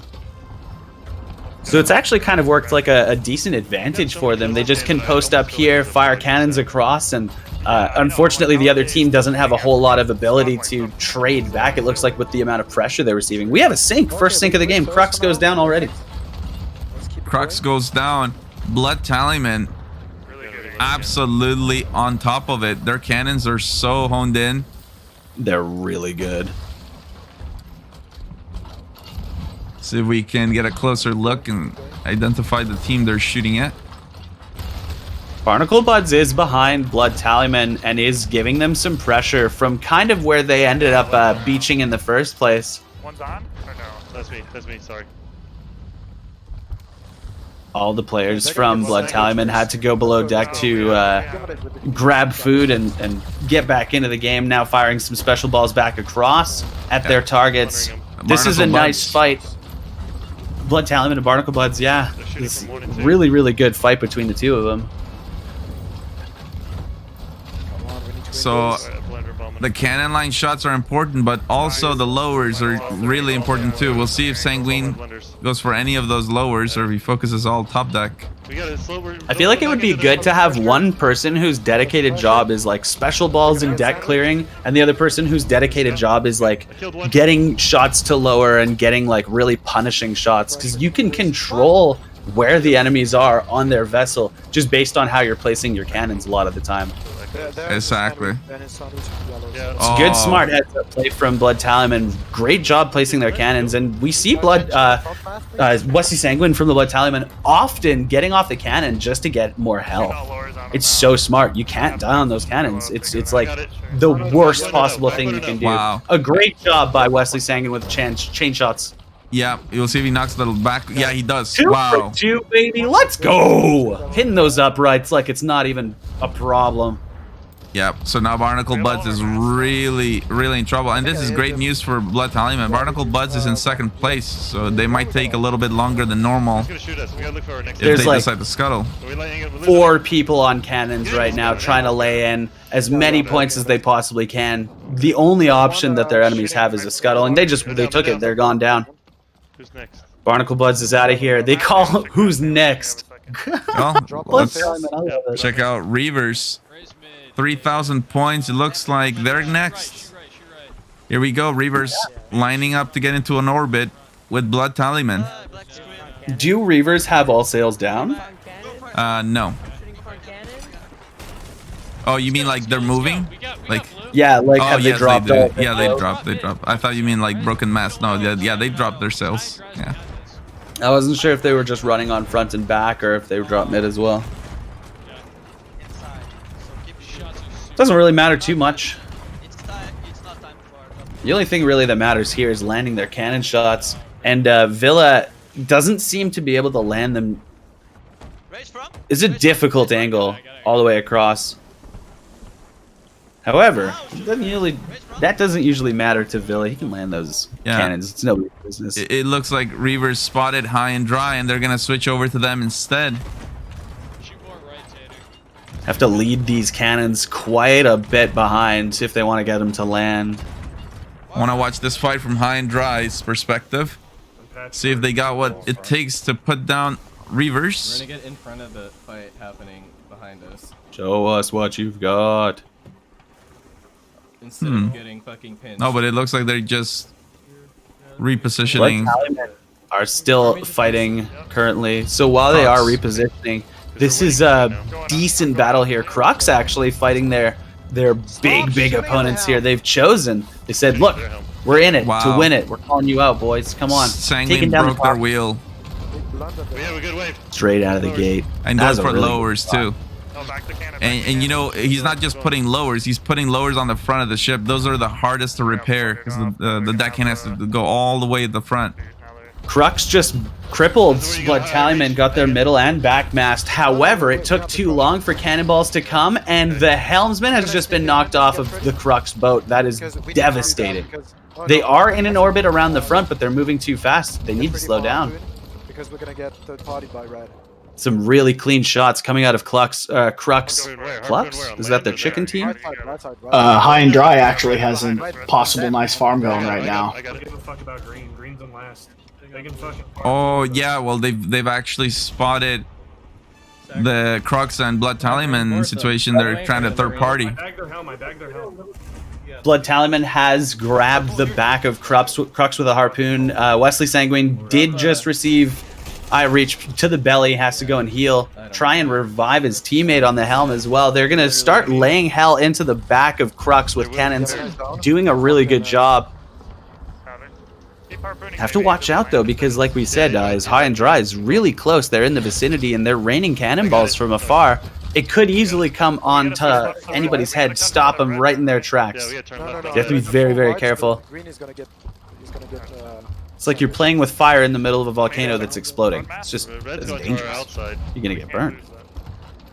And we'll see Reavers in second place, but Blood Tallyman has built a pretty good lead for themselves. Will they be able to hold it?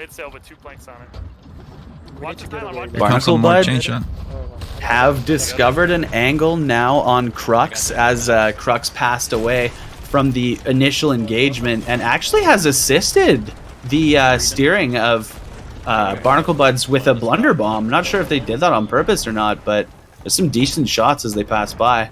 They may, however, have turned the victor, or they may have turned their aggressors into the victims now. It looks like they've got the backside of them.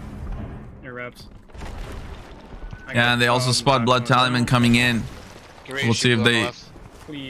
Oh yeah, they're opening up for the Blood Tallyman broadside, and Blood Tallyman repaired all their masts. So really well done from them. Here comes the Blood Tallyman broad. Listen to those cannons sing. In unison, they're just going to start pelting the deck of their enemies, and listen to those points go up. 40, 40, 40, 40, 40. Ooh! Delicious. 3 fire bombs shot from Barnacle Buds. I'm gonna bring up to the fire. I think only one of those actually hit. Still flag. They did shoot some blunder bombs that did connect on Blood Tallyman. That was good. They're losing angle. I got our bucket. No, I got our bucket. Barnacle Buds has their back mast dropped, and they're receiving pressure from multiple ships right now. This is not ideal. But what is phenomenal is the Blood Tallyman have almost double the points of everyone else currently. Yeah, I mean, this has been their game for sure. Reavers now into 4th place. I just have to keep turning, get some shots on the right while they go by. It's a chase game that they're playing currently. They don't really have a target on anyone. They have to just wait and pursue everyone else as they're all circling each other. You never want to have to chase. Hey, Mr. Or sorry, Mrs. Swordlord? Oh no, Mr. Swordlord. Sorry, Mr. Swordlord with the gifted sub. Solanum from Back to Skull. Thank you so much for the support, guys.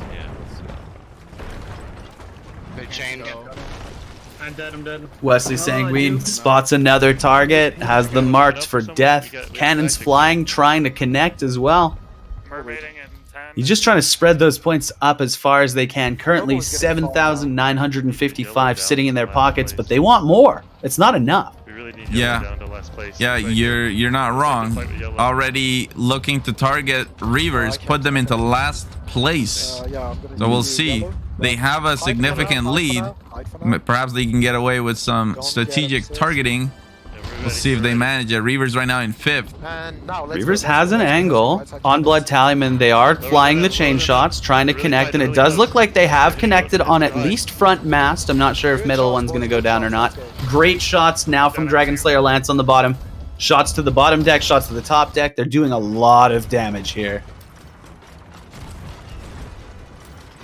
You can hear Dragon Slayer Lance as well, just constantly preloading his cannons, making sure that as soon as it's ready to go, he's fired it. That's the thing to do. You click, click, click, click, click. Make sure that cannon gets out of your cannon, or cannonball gets out of it as fast. This is the fire strike right here. This is it, and this is what he does that's different compared to everyone else. He just runs down the stairs. Oh, yeah, so amazing. Yeah, you see how he does it? Different than everyone else. Innovation, man. You say it can't be done, I say nay, nay. Innovation can be done anywhere, and I love it. Competition breeds innovation. And you guys, everyone watching, you now know something that probably a lot of other players don't. You now know how to be really effective at bucketing. Congratulations. You're smarter. You're welcome. Yeah, absolutely. Something always available to learn. These are the best players on the seas. Oh yeah. Oh yeah. Barnacle Buds has gone down. Yeah, now into 5th. And Blood Tallyman is still interested in just attacking yellow, trying to bring him down. They're gonna have no choice but to transition. They spot Crux coming in. Let's give a point. Here comes the whole cavalry. The entire rest of the game is hungry for points. Blood Tallyman have been a little bit greedy as far as the points go. They've been gobbling them up away from everybody else. RoboFox with the sub, thank you so much. Yo, let's go. Left side, we got shots on green now. Coming up. We're down to 2 minutes remaining in the match. Here come chain shots across the Blood Tallyman's bow. Managed to knock Top Dog in the face. Doesn't do a whole lot of damage, fortunately. You'd think that, you know, a spinning ball of lead connected by a chain would actually hurt a lot more. Whoa. I've seen that coming. Nearly middle deck there for Blood Tallyman. Now they can afford to sink here. They'd still be in the lead, but they definitely don't want to. Just let's go. Let's get this. You never want to sink. It's an ego thing. No. Yeah, no, absolutely not. 2 minutes left in this game. High and Dry in 2nd. We're gonna lose angle though.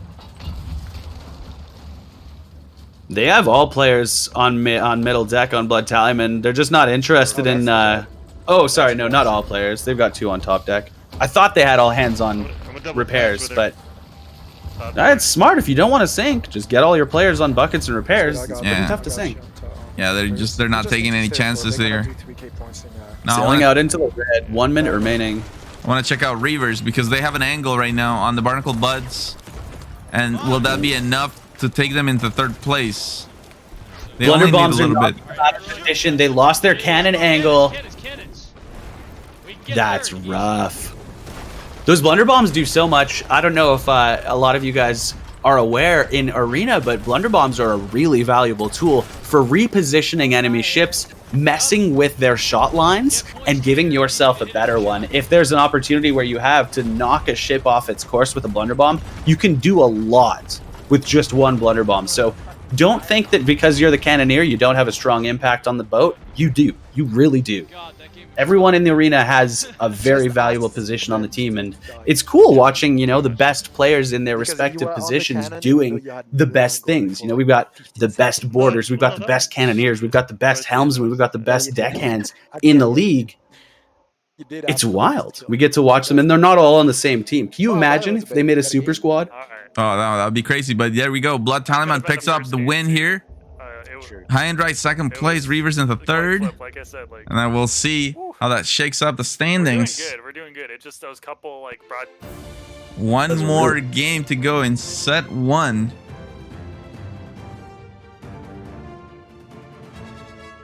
Alrighty, let's check this out. Woo-hoo-hoo. I love it, dude. It's because it's one thing in scrims, you know, but when you're actually playing for points, when you see your team at the top of a leaderboard, that means something. And obviously, every single one of these teams wants to be in the pro division. So let's check this out here as we go into game 4. These are the standings. Reavers holding on to that #1 spot with 23 points. We got a tie for second between High and Dry and Blood Tallyman.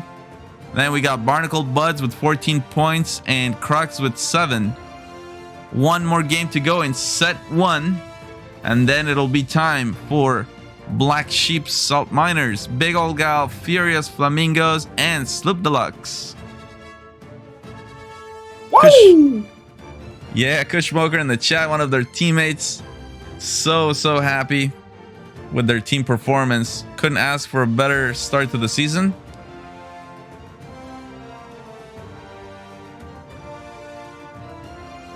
We'll be starting game 4 on board the Blood Tallyman. See if they can do it again. I'm really rooting for Blood Tallyman. Yeah, that was really well played. They need to do exactly that, but it's not going to be easy. It all started with their broadside on Crux. It looked like they were kind of losing that broadside at first, but they brought it back. And then they transitioned into Barnacle Buds, I think, and they definitely won that one. Just really strong, just really nice precision cannon line shots from Sanguine, and everybody working so well together. Here we go, guys. We're loading in. Let's go on board the Blood Tallyman. Here we go.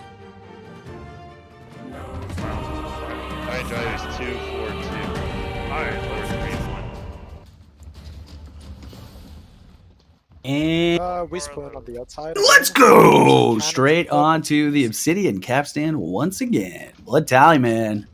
As you wish. Great job in the last match. Immediately on cannons, Wesley Sanguine. Still have 3 players on the capstan. I like it. Early cannons, early points. Yes, my lord. Get them, boys, get them. We'll see. They don't take long to get their first cannon shot. But they're gonna drop. So we're gonna have to shoot to the right, farther right. Yeah.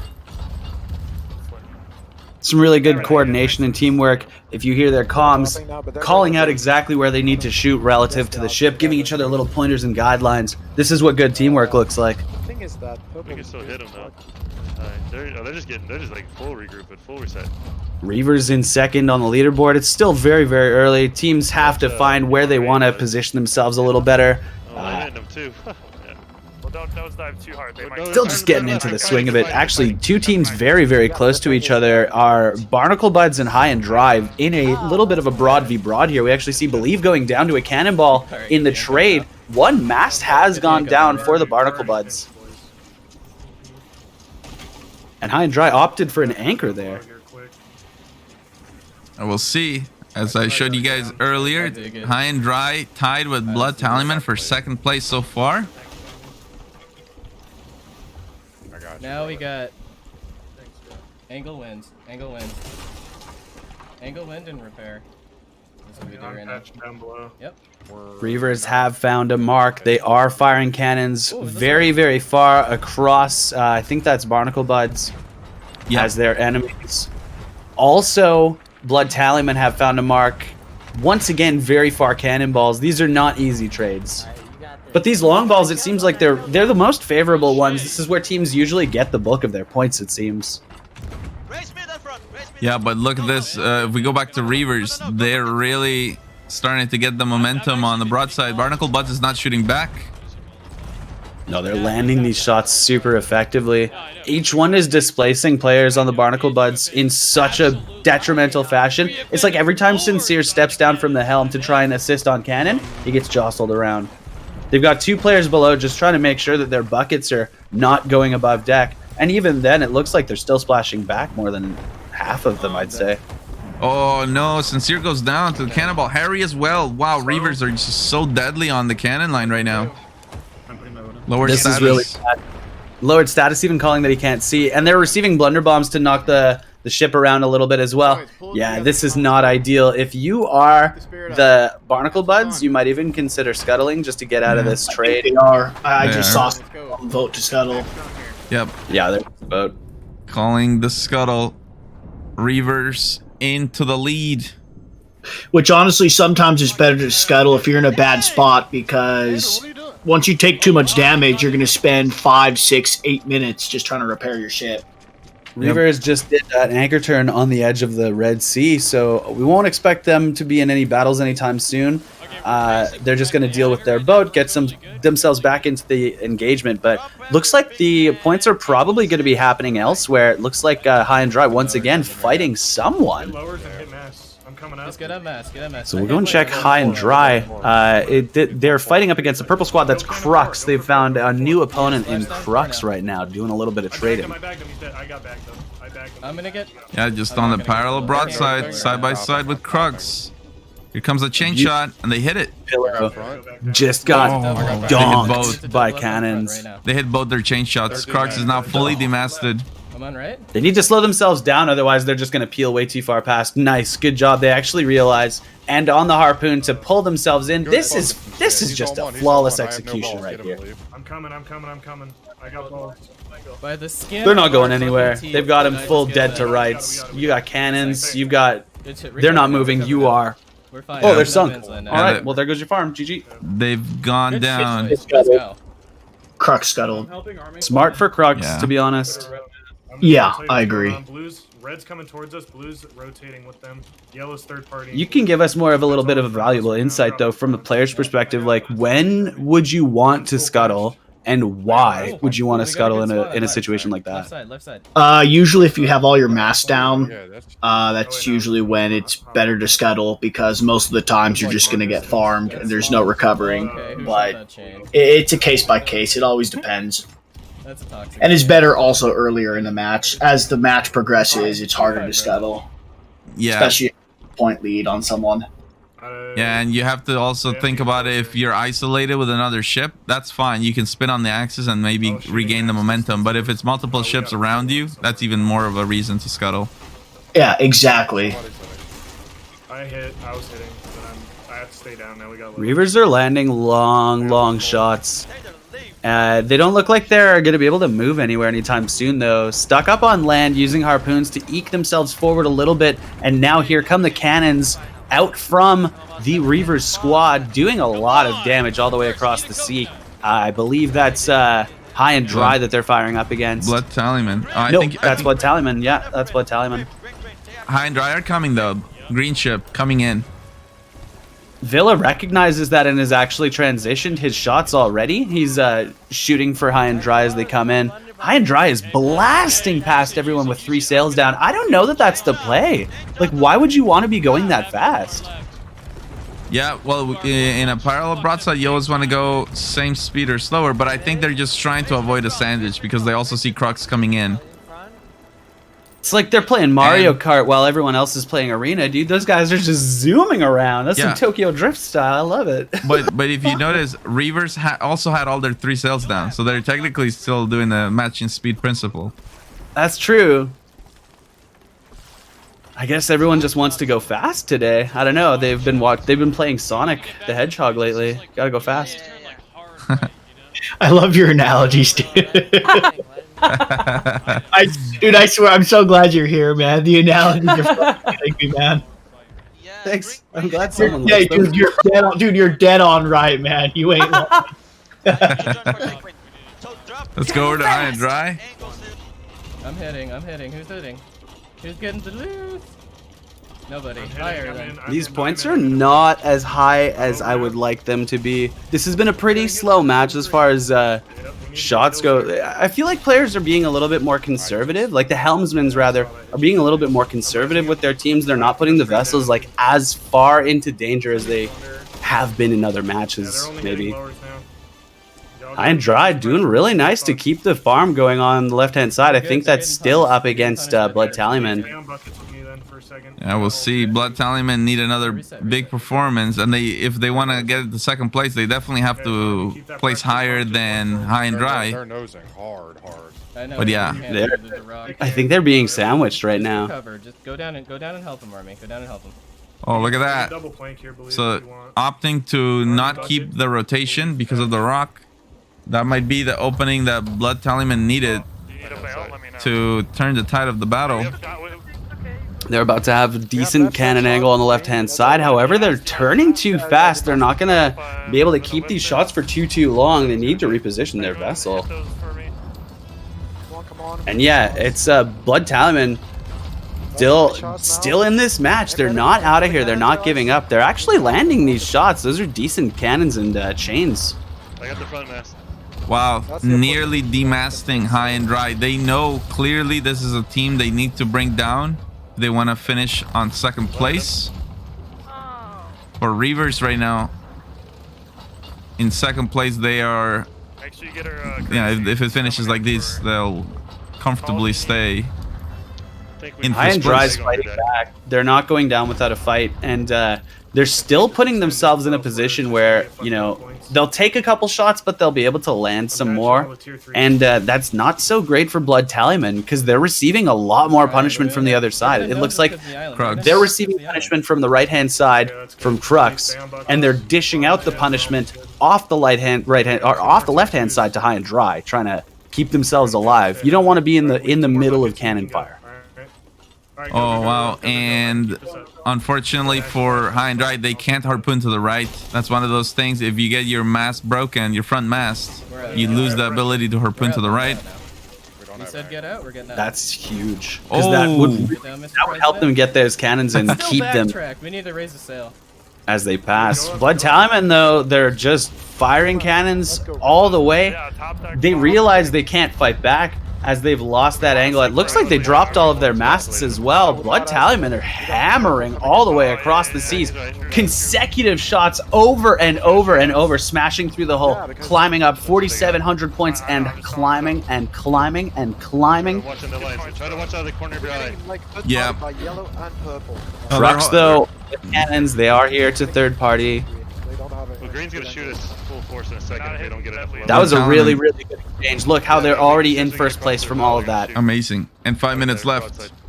It's just finding one good opportunity and really capitalizing on it because they haven't had any pressure or opposition this entire time they've been on cannons. There is a boat that's firing at them, but it's not doing anything to the top deck. It's not sweeping the players off the cannons. There are no special balls being shot. I think maybe they're out. I'm not sure. This is really good for Blood Tallyman, though. We got angle now. I will see. Oh, dying. Ooh, Sanguine is so good at dodging cannonballs. You're not wrong. I mean, really. They're getting sandwiched now. So. It's like everyone's playing Sea of Thieves. He's out here playing dodgeball, dude. Like, nobody makes me bleed my own blood. We got shots on red, right side. It's a great movie, by the way. If you guys haven't seen it, you should go watch it. I'll give you a 2. Now, transitioning onto the Barnacle Buds. Can we flag? Flag? Crow's nest? But yeah, I mean, I think the Blood Tallyman are just so honed in with their cannons. But the High and Dry, despite all that adversity, they're still managing to stay afloat. And not only that, but they have themselves a very good orbiting broadside. I'm in hit markers all day, boys. Against Reavers. Their angle's fucked. Their angle's fucked. Alright, farm them here. Sam, hit those sails now. Pair sails. Get Oh, going for the D-mast. Take mid out, both of you. I don't have chains here. I'm just going for it. You hit it? Reavers is only 1,000 points behind. Like, don't count Reavers out. We know they can play hard. We know when they find their opportunities, they can really capitalize on them. It just looks like they haven't had any really good opportunities for some time. They need to find it, and it's the last 3 minutes. Now is the time to get yourself into these do-or-die battles. They have some shots on the left side across. They're trading with Crux. Crux looks like they get some decent shots on the top deck, knocking Tater Toot off into the water. He's dead. Villa has to go bottom deck. He won't be able to do Fire Strap for too much longer either. He's very low on health. Meanwhile, Lance is well dead on top deck. Only have one player left. I don't even know if he's alive because we're seeing in the past. Man, Villa is so lucky to not die there as he revives Dragon Slayer. Lance. It was my fault. Because of that. Not looking so good for the Reaver squad right now. As, oh my gosh, look at the points. Look who has just snuck the top, high and dry. Yep. So smart. Someone boarded, I guess, Blood Tallyman, possibly? They missed their blunder. Or they thought there was someone that was a boarder. Coming back up. 2 Sounds minutes like they're left. going into the red as well. We gotta go. Last minutes of the game here. What do you mean? We're good. Okay. I'm just, Well, now we're okay, not, It sounded but- like yellow was firing. Oh, no. Blood Tallyman. Yeah, it like didn't grab and then it. Yeah. Either way, we were. Blood Tallyman goes down. They're still in I think we second. needed a hug. I think we needed to turn inside these guys a long time ago. With 2 minutes left to go, where they respawn will be a huge factor. Yeah, It's so annoying, dude. It didn't show water in my bucket, and then I went to grab Well, it. there's got to be a way out of that thing that happened. There has This to be a game way is out of- firmly we had- in High and Dry's hands at this moment. Can they hold on to it? And if so, how long can they hold on to it for? Yeah, it's that battle for second place. You know, we got almost from second to fifth, almost every team the same points. Yeah, they have to push it's hard. a total toss-up. The last minute of the game, who's gonna get second? Blood Tallyman holding it for now, but Reavers are getting closer and closer, and Blood Tallyman could be a while before they get into the fights.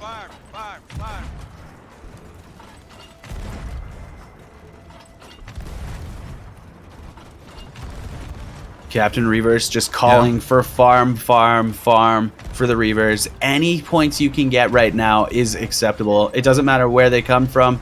You can steal them from your neighbor if you need to. Just get the points, dude. Yep, and with that they go into second place. We take a look back at the Blood Tallyman. Oh, they're nowhere near. They got the far spawn. So this is gonna be probably second for Reavers. We'll see if anyone else has any last moment farms. High and Dry are just putting on a clinic at the end of this game. They're just chilling. They're comfortable. They're farming all everywhere. No water in their boat. They're great. They're doing great. Absolutely fantastic performance from them. High and Dry picking up victory here in game number 4. Nearly 10,000 points. Reavers in second place. Barnacle Buds actually sneaking in that third. Blood Tallyman in fourth. And Crux in fifth place. Let's go. That's the end of set number 1. Let's check out the standings. Crux just couldn't seem to find their footing today. Yeah, I mean, it's difficult. I mean, let's be honest. A lot of them didn't expect they'd be playing today. You know, this kind of came as a shock to them, the same way as it came as a shock to us.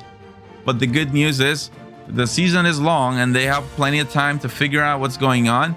This is going to be huge for their team because they'll be able to practice against the best crews on the seas.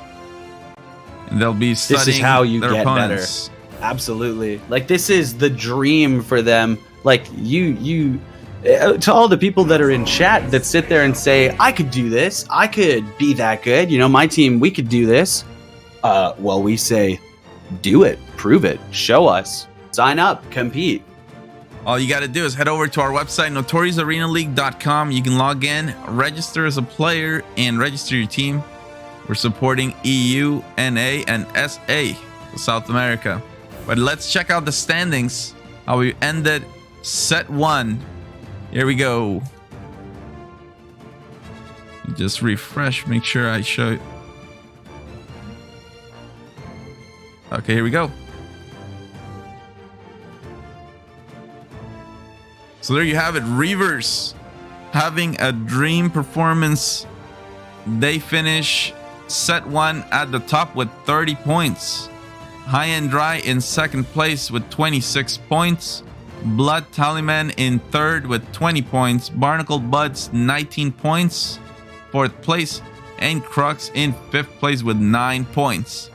Now, of course, on the second column, you see Black Sheep, Slip Deluxe, Salt Miners, Furious Flamingos, and the Big Old Gal. All of them at 0. And that's because that's the set that's coming up.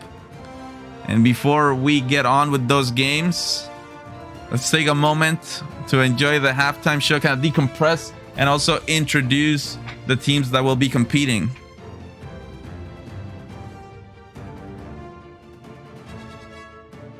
So here we go. We're gonna play. I'll say we play a couple songs, then we introduce the teams. We get through to set number 2, and remember the giveaway is happening at before the end of the broadcast. That's the Obsidian capstan. So after set 2, that's when we'll have our giveaway. So let's do it. Let's enjoy some music. Let's get it. Here we go.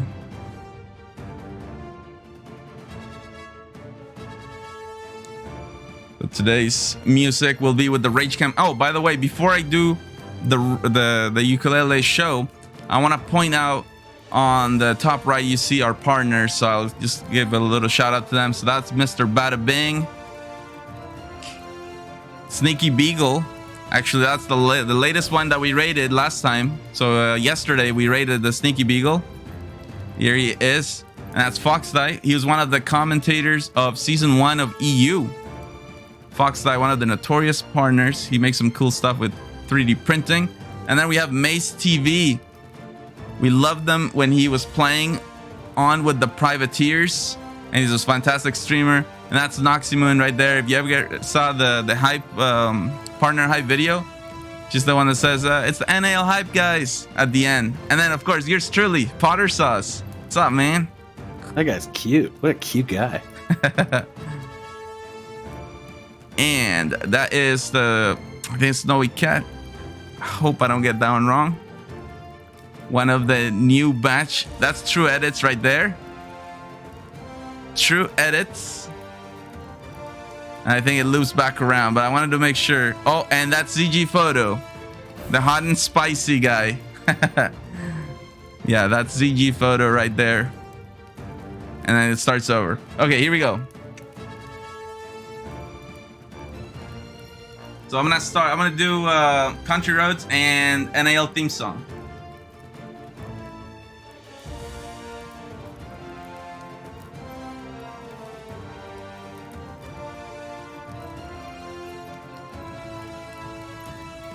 We got the power of the ukulele. By the way, we have a new emoji now in the chat. We took out the lit because we saw it wasn't being used that much, and we've replaced it with the ukulele. So let's bring this sound down. And now we're gonna go through here. Let's go. NAL theme song. Let's get it. Ooh, Sentinel with the sub. Thank you so much. One of the staff members working so hard on the ranked arena stuff. Ocean Man. Oh, we see some requests for Ocean Man. Okay, we'll do Ocean Man also. 3. Okay, here we go.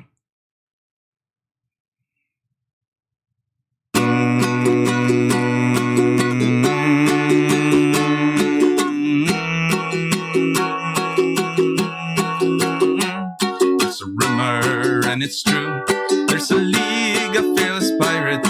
They fight upon the sea, and notorious they shall be. They sail for gleaming gold, and for glory, and for fame.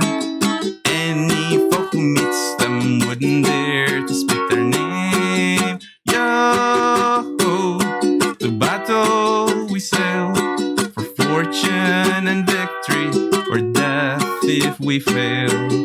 Yo, all to see, for riches or ruin in the notorious arena league.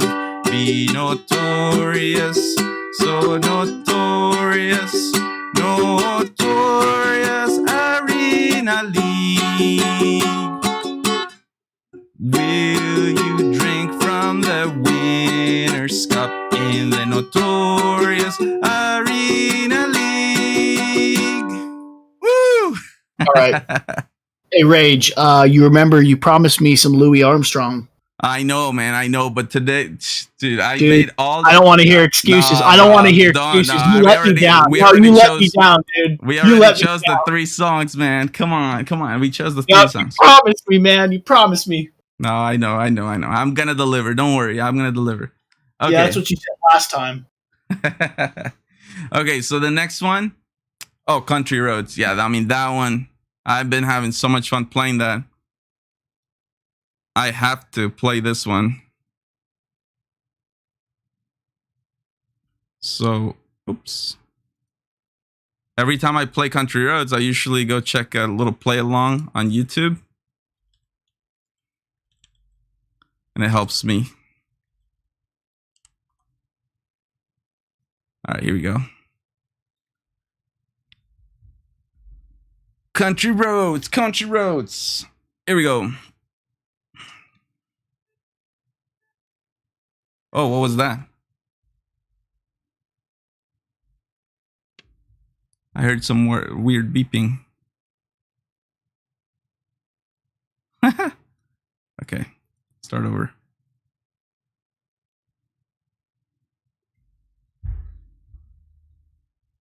Okay, here we go.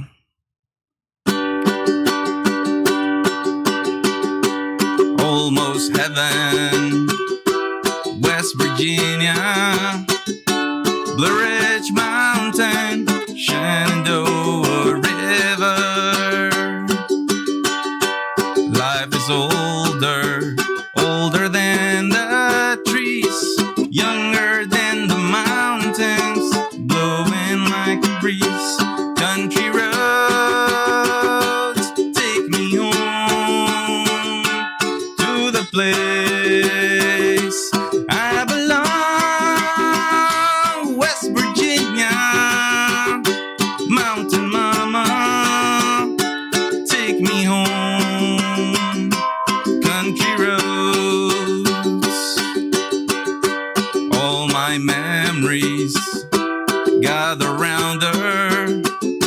Modest lady, stranger to blue water, dark and dusty, painted on the sky, misty taste of moonshine, teardrop in my eye. Country roads, take me home to the place I belong.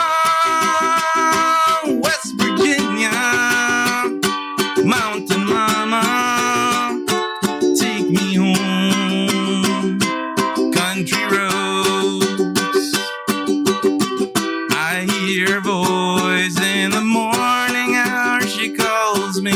Radio reminds me of my home far away. Driving down the road, I get a feeling that I should have been home yesterday. Yesterday, country roads, take me home to the place I belong. West Virginia, Mountain Mama, take me home. Country roads, country roads, take me home to the place I belong. West Virginia, Mountain Mama, take me home. Country roads, take me home. Down country roads, take me home. Down country roads. Ooh! Let's go. I love that one. I love that one. So I hope it's kind of like to the next level when you guys get to see me actually playing it. I hope that's taking it to the next level. I hope so. So one more song, then we're going to do the set 2, introduce the teams, and let's get it.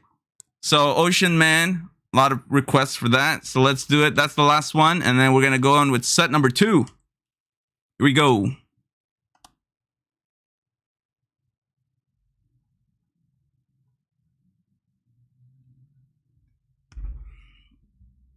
Let's do this. Here we go. Ocean man, take me by the hand, lead me to the land that you understand. Ocean man, that voyage to the corner of the globe is a real trip, trip, trip, trip. Ocean man, the crust of a tan man, and by the sand, soaking out the thirst of the land. Ocean man, can you see through the wonder of amazement at the overman?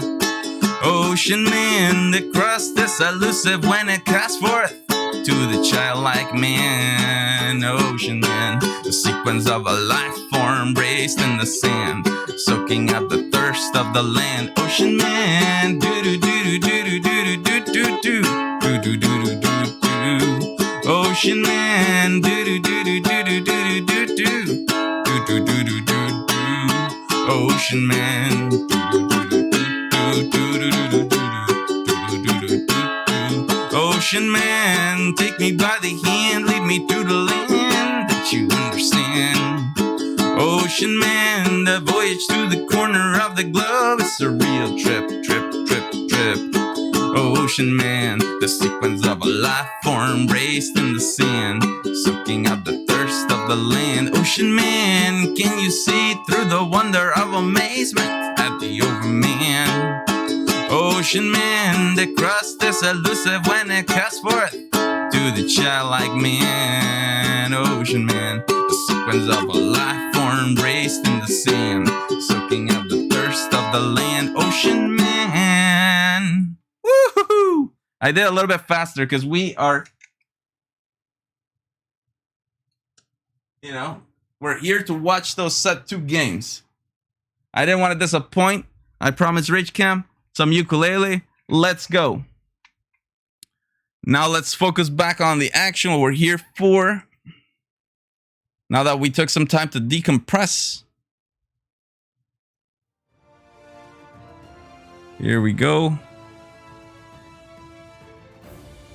Potter Sauce and Skooma, are you there? I thought that was amazing. Hey. Let's go. Okay. Thank you guys. No, I appreciate that. Now we're going to introduce the teams. Playing in set number 2. Somebody's asking about the giveaway. Giveaway is happening before the end of the stream. After set 2, Obsidian Capstan giveaway. Now here we go. Playing in set number 2. Let's hear it for the Salt Miners. Salt Miners squad.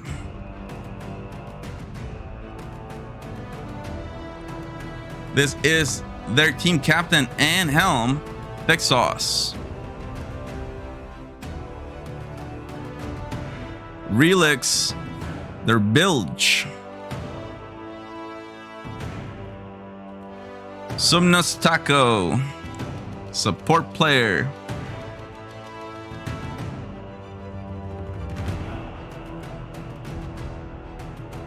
Balls of Bronze, the Cannoneer. XD Mopar. They're flex.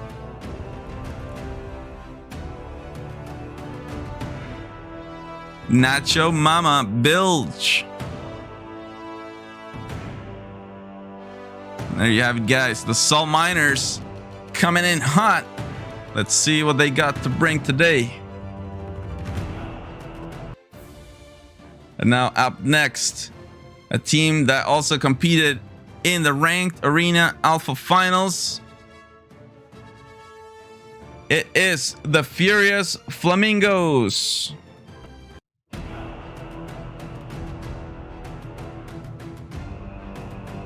Stone 7201.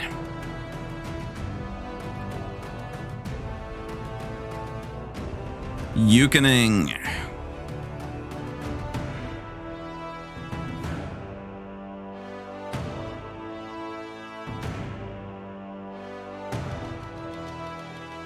L Chen L.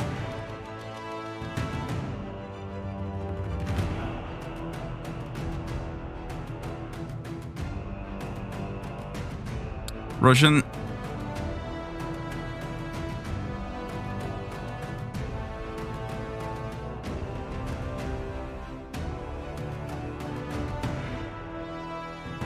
And there is some Sombrines.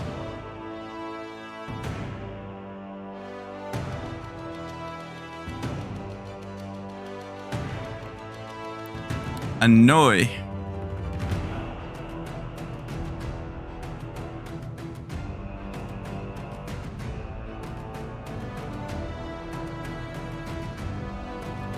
No, no, lol.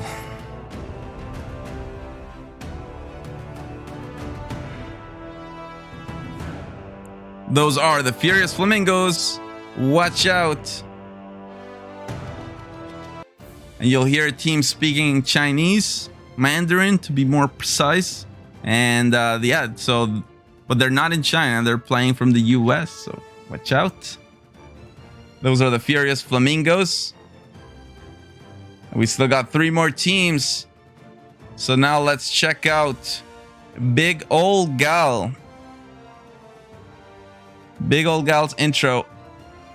By the way, I must say, we're working with some situations with the music for this one, so I had to put different music, but this is a very well made intro. We'll see if we can play the normal version next week. Here we go.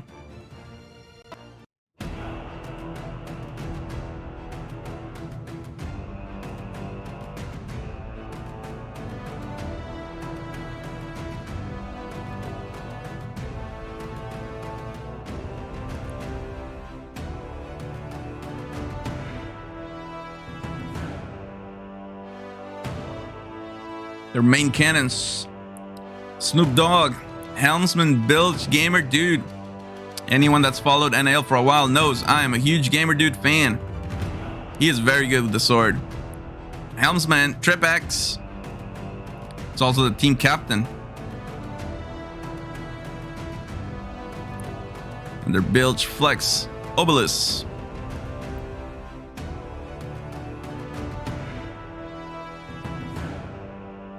Flex Border, Cam Royal.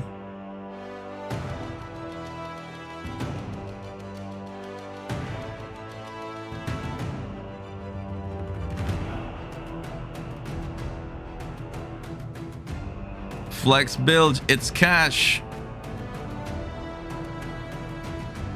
Showing us they can land some really, really good shots. Alrighty, Boxy Fresh, thank you so much for the sub. There you have it, Legends Never Die. Big Old Gal coming in. 2 more teams to introduce for set number 2. Let's hear it for the Ranked Arena Alpha Champions, Sloop Deluxe. Here we go. Here's Cali Lean and Seductive. Recently won that Sloop Sea of Champions. Kula the Black. OD Birdlaw, also known as Overdrive. PhD Peps. And of course, Sloop Fiasco, aka Gilly Gilly. Here comes Payray, the helm and the team captain, but let's not forget Smiley Faces, their coach. Sloop Deluxe coming into the first day of the season. Will they deliver? We'll find out in a few moments. And then I saved the special intro for last from Black Sheeps, the team that is carrying the torch left behind by Goats on Boats, representing the Black Sails crew community. Let's hear it for the Black Sheeps.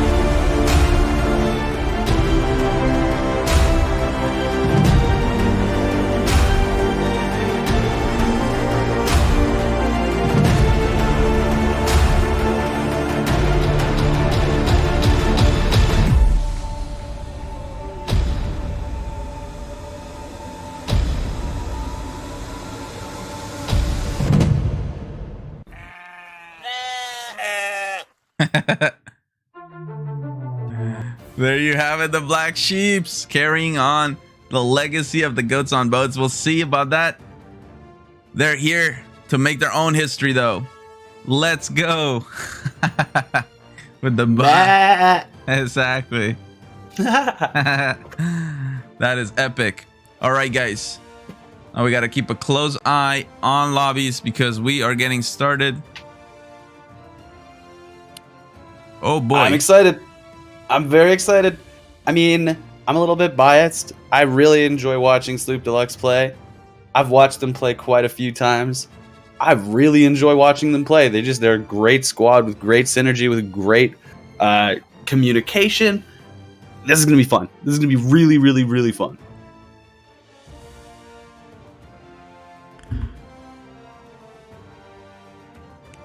Obviously, the other teams are going to be good too, but I mean, they're the ones that I'm watching. Guys, I'm looking out for them. I think I got too happy, guys. We're in game. Let's go. Oh! We got too happy, guys. Let's go. Let's go. My bad. 3 songs. You guys should have played only 2 songs instead of 3. Here we go. Here we go. 6 games left, or sorry, 6 minutes left in this one. Oh, I really dropped the ball on that one. My apologies. Well, here we go. It looks like Salt Miners in the lead with Sloop Deluxe catching up. Keep lining them up, boys. Keep lining them up.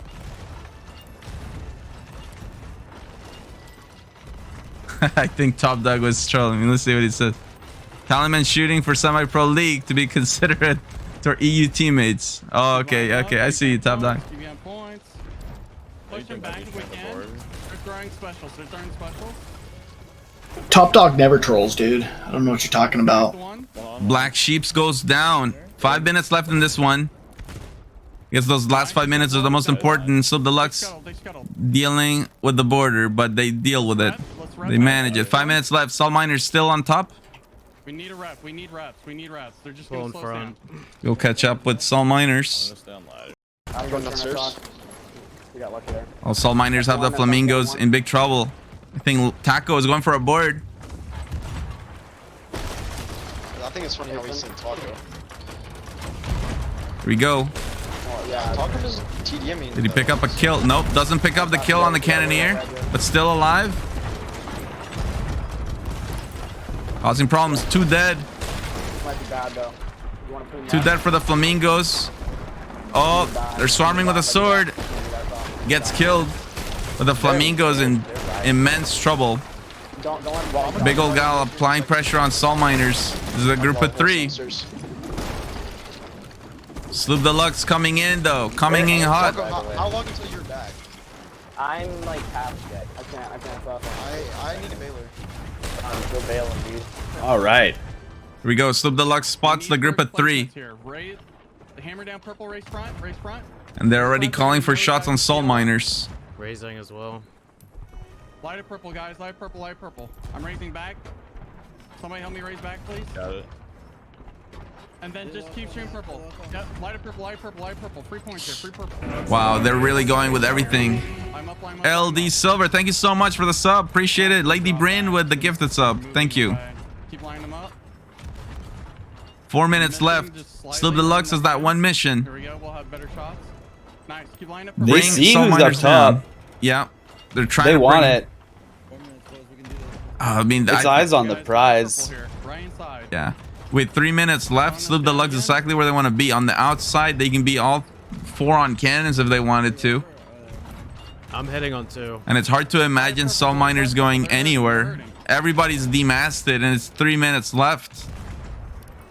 I guess the one saving grace could be if the Black Sheeps are coming in and Sloop Deluxe doesn't see them. Maybe that could make a difference, but... Oh, calling for a border. Seductive. Getting ready to launch over to the Salt Miners. Flamingos has gone down. I love that angle. With the cannonballs in the sky, Seductive flying behind. That was so cool. Yeah, It's not I don't believe major. Seductive's gonna make it. No, because they have sails down. Wow, Soul Miners managed to repair the main mast just in time to avoid the border. Pretty crazy. If we go back over to Soul Miners, Now we just farm. Now we farm. they're calling. They're saying we need to farm. Slip Deluxe still in the lead. They see flamingos on the left. These are hittable shots. Could be a good target for them. How many sales are we selling?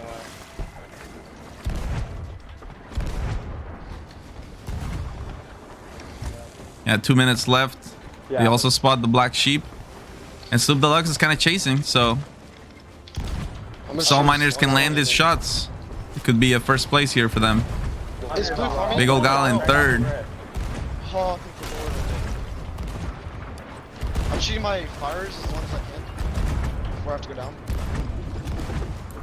They're super close in points. Big old gal is directly on the side of the Red Sea right now. They need to move.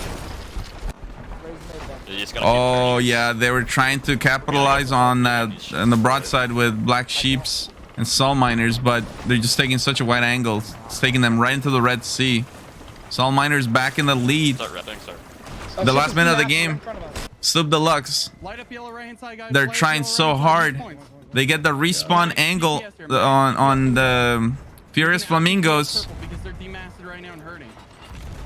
This is the last moment. Soul Miners under pressure. I don't like if they let go of their cannons right now. It opens up the field for everyone else in. They need to maintain their pressure on the top deck. Like they can't lose this top deck side by side. Yeah, that's for the Soul Miners for sure. And for Slip Deluxe, we just saw them. They were trying so hard to farm on Flamingos, but Blunderbombs pushed them away from the angle. Oh, Soul Miners sinks their farm. They have big old gal on the right That means that side. Sloop Deluxe could take it right now. If they have 4 players on cannons, if they land everything, they might technically take it right here in the last couple seconds of the match. If the other team, Soul Miners, lost their farm. And they did. They did it. They took the game. They literally just stole it in the last seconds. Let's go, Sloop Deluxe. What the heck, man? So close. Oh my goodness. Soul Miners. That's what I'm talking about. Alrighty. Nearly had it. Fun one. That's what I'm talking about, dude. That's Sloop Deluxe. You know what I was saying earlier? You just wait for that one team to show up. Let's see you guys. I gotta leave before the That was merge, fun. right? And Big Old Gal in third place. Flamingos in fourth. Black Sheeps coming in fifth place. Now let's go back and give you guys a look at the standings. Again, my apologies. We missed like about half of that first game there of set 2.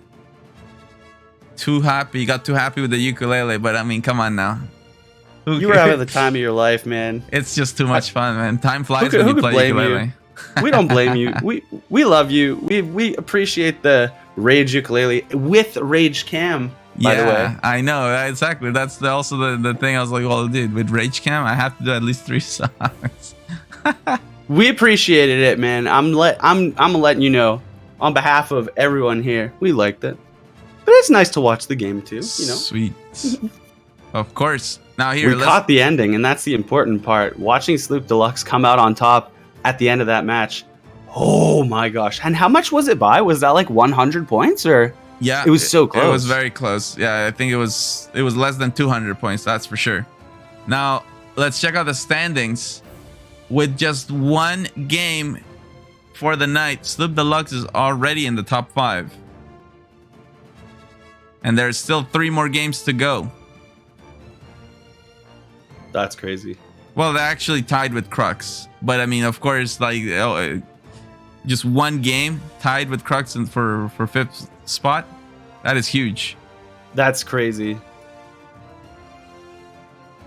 We'll be starting the second game of set 2 on board with Sloop Deluxe. And I'm keeping a close eye because I definitely don't want to miss this one.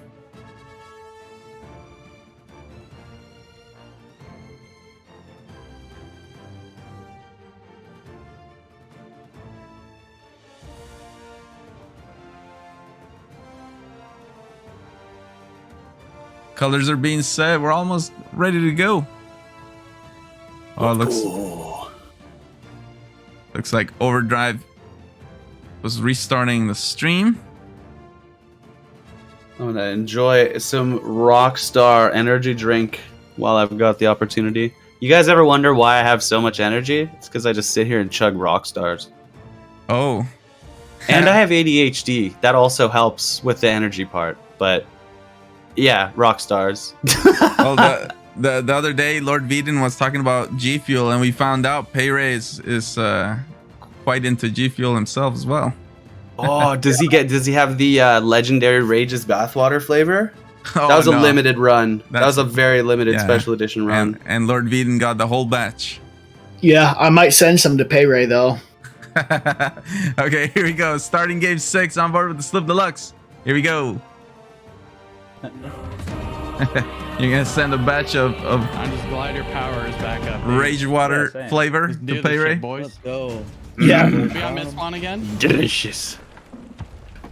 Send him actual bathwater. See what happens. What's that? Shoot yellow right side. Someone in chat said Rage Cam greater than the game. Highlight a comment. Ooh. Nice. You guys just earned brownie points with Rage by saying that, by the way. Let's go. He's probably gonna give you VIP.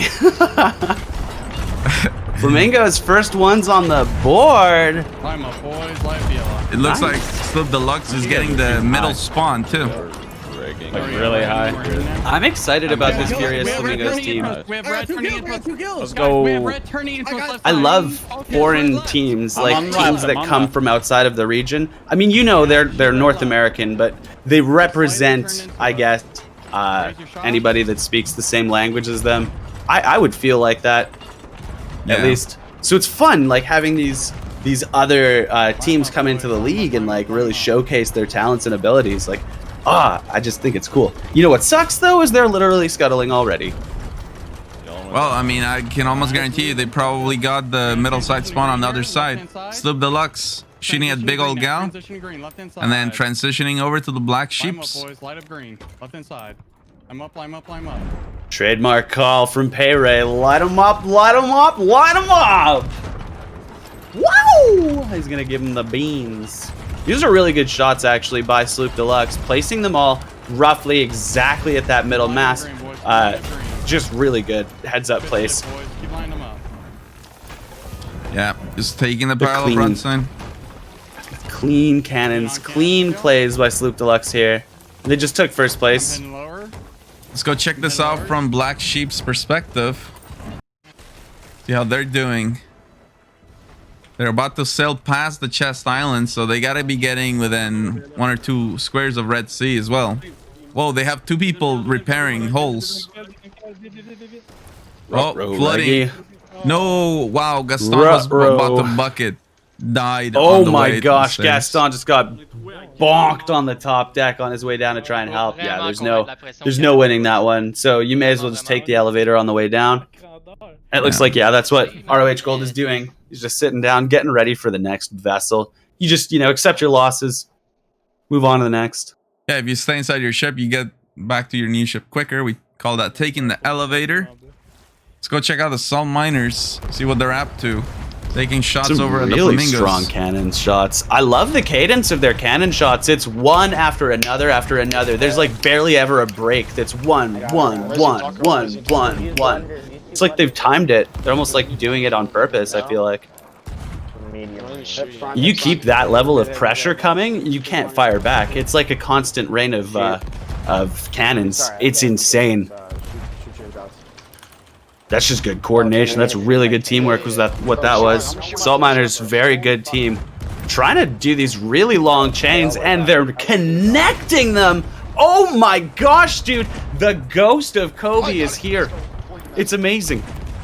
I mean, and yesterday when they played in scrims, yeah, I think it was, yeah. I mean, they've been hitting those. Salt Miners is one of the teams with the best chain shots. It is crazy what they're doing. And even long range, they're hitting them.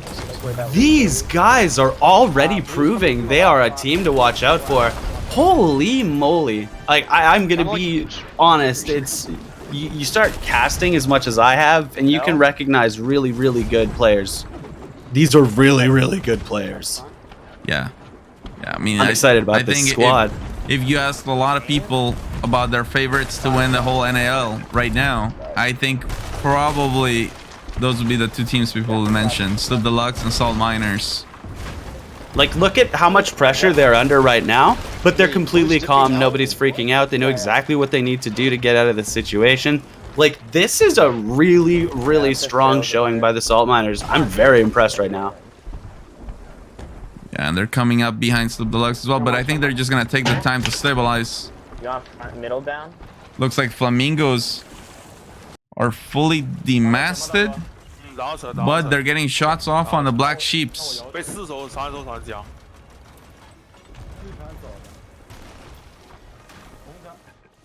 红船在后面刷我，对，然后右边又来了一个蓝队，现在。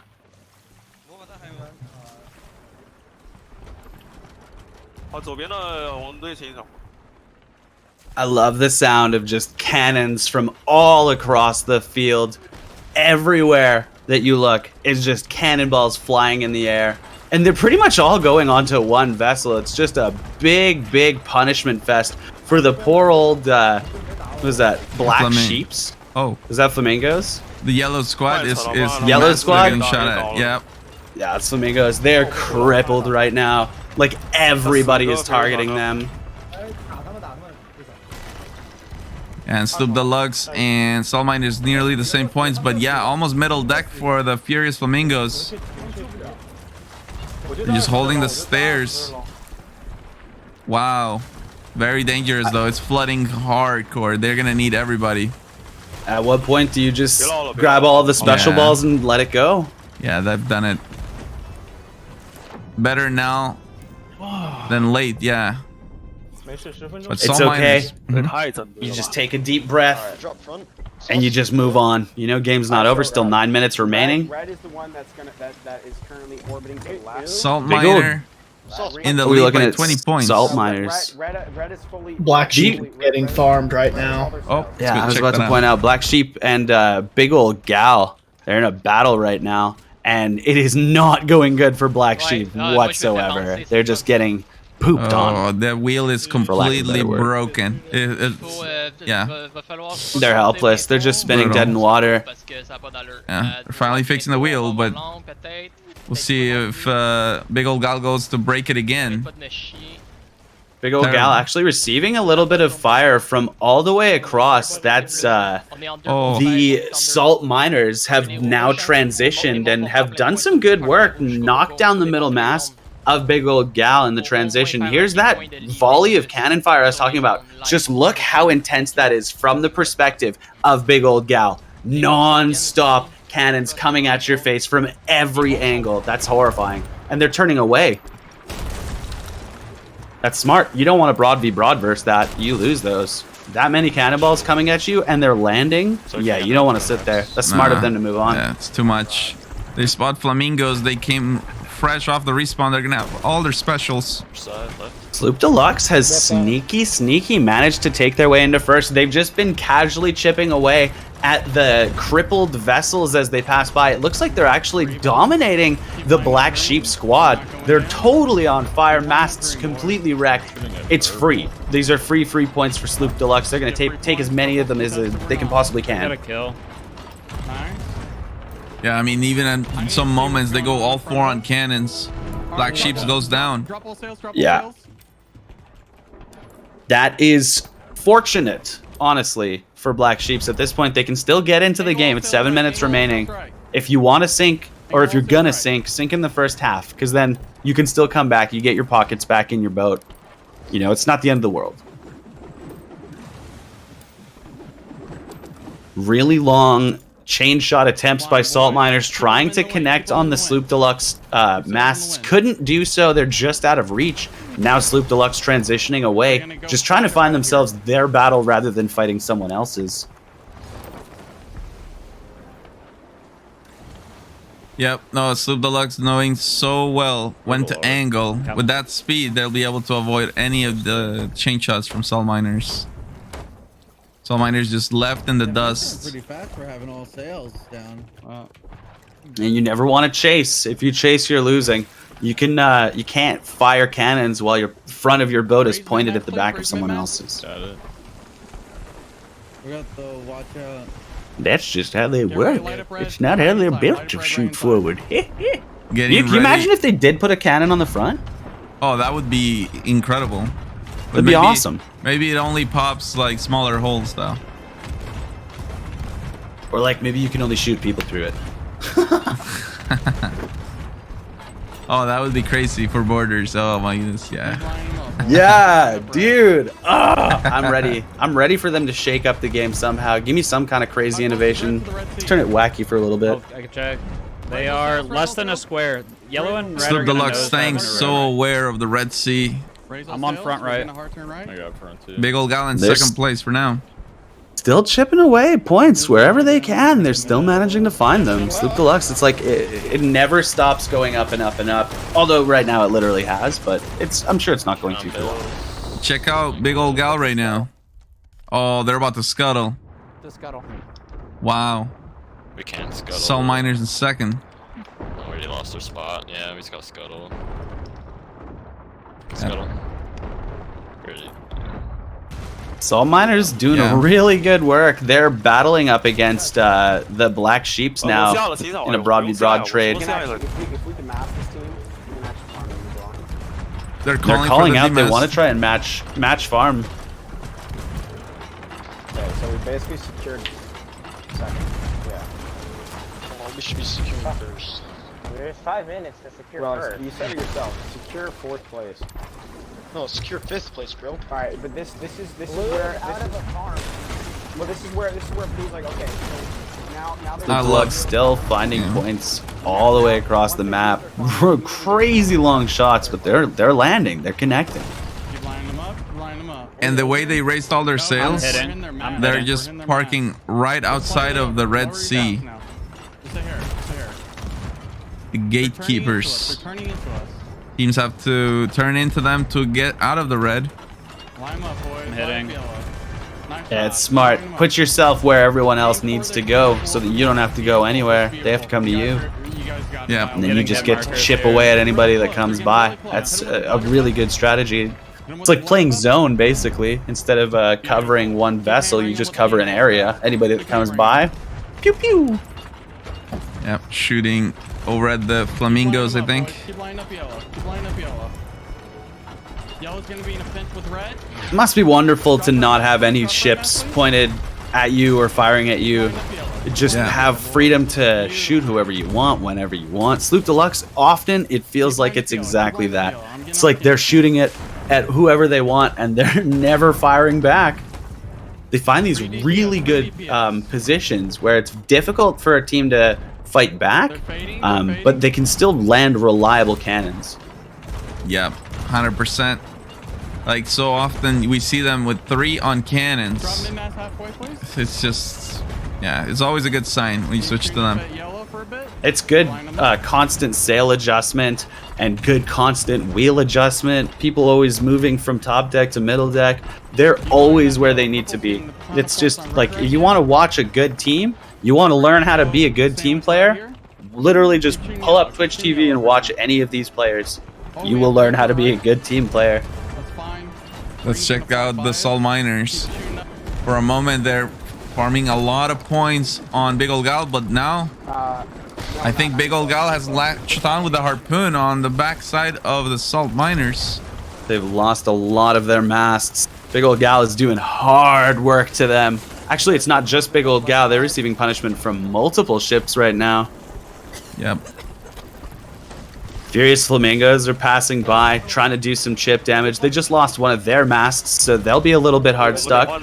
It might actually just be 3 vessels fighting against each other, and then Sloop Deluxe and I think Black Sheep just coming in to pick of the litter, do some shots from afar, just connect on whoever they want. I won't be surprised if we just watch Sloop Deluxe climb and climb and climb for the rest of the game as they spiral around the outside of this. Seductive board. Oh dang, Seductive's doing work. Actually gets taken down on the bottom deck. That's just how free this game is for them. They can send players off of their boat to go mess. Like, that's just, they're in such a good position. I think that was salt miners too. So it's seductive, causing problems. Back, we just need to slow down. Once you get front, just hammer down purple. Yeah, it's because it's multiple teams trying to fight salt miners. Everyone's kind of orbiting them. That's this like big 3-man battle they've got. Yeah. And then 2 other ships on the outside, Black Sheeps and Sloop Deluxe, just chipping shots away from a distance. Unfortunately, Black Sheeps are not really reaping as much of an advantage as, say, Sloop Deluxe is. But still, you know, climbing points may actually climb them their way out of 5th. Possible. Yeah. 1 minute remaining. I want to focus on the Flamingos real quick because it looks like they're pushing for 2nd place. Take that away from the salt miners. We'll see if they manage to do so. These are good shots that they can connect. They shouldn't have to do too much as far as adjusting. They should be able to just hammer for the rest of the match. They're gonna Can need they all climb 4 on up enough? cannons. They're gonna need all 4 on cannons. They could do it. It's oh man. Oh no. Salt He overturned them as miner. well. And they go down. That's GG. Stone just emotes to end the game for the Furious Flamingos. That was a GG. They did take it. They did get second. Right? Yep, they got it. Because of the sync. Sloop Deluxe captures the 2nd victory in a row. Flamingos in 2nd, Salt Miners 3rd, Big Old Gal in 4th, Black Sheep's 5th. So now that 2 games have happened in set 2, let's catch up with the standings. We'll see which teams will finish the week on top. Remember, the top 5 teams at the end of the Brawl stage will be qualified for the Pro Division. Let's check this out.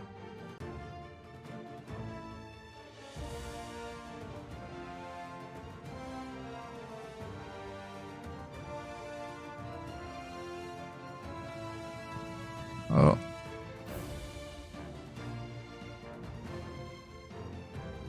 Hasn't updated yet with the last game's scores.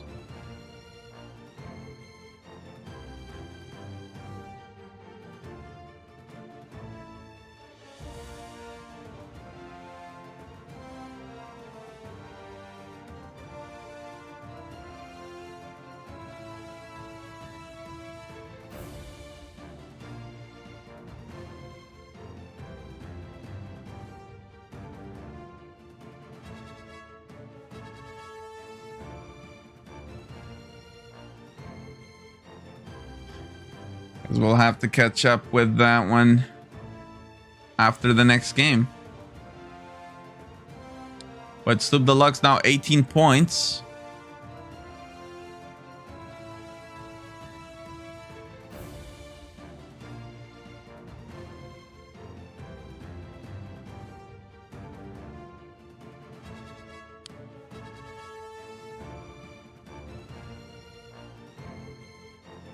Teams and lobbies, colors have been assigned. We'll be back with game 7 in just a few moments. And remember, Obsidian Capstan giveaway before the end of the broadcast.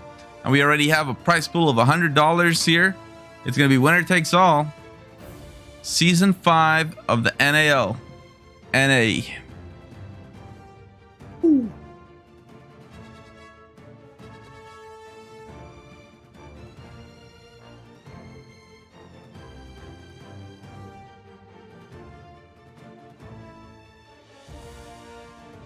Oh, here we go. I got you. This is it. It updated. Here we go. These are the standings. So we got Sloop Deluxe 18 points. As you can see, they're firmly in the top 5 right now. Salt Miners 12 points. Flamingos with 10. Crocs with 9. Big Old Gal 8.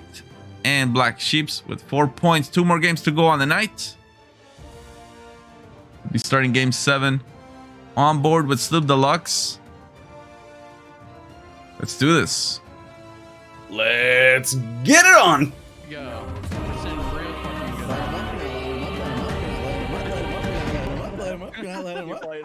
Keep lining them up, but we're already past. We're already past. You're both about to line them up. I don't care if you get a 3. I don't care if you 3 one ball people. I want you to shoot the other ship now. What side am I shooting? I love the energy coming out of Sloop Deluxe out of the gate. They're just joking around, having a good time. They got the dead center spawn too. Yeah, so in the beginning, many of the teams would be very sad to get the middle spawn because they were in a sandwich. That was the logic back then, but now teams have learned that middle spawn is actually one of the best positions. All right, dropping on mass. Focus left-hand side, boys. Focus left-hand side. Yellow crew. They anchor turn. It's not. It's still. I think that might be the flamingos. Just quickly check with them. Yeah, it was. Big harpoon. What spawned at Flamingo? Oh, Flamingo's got the really far away spawn. Okay. Purple are salt miners, so they stayed with the same colors as last game. See why it's not updating yet there. Very curious. Right now.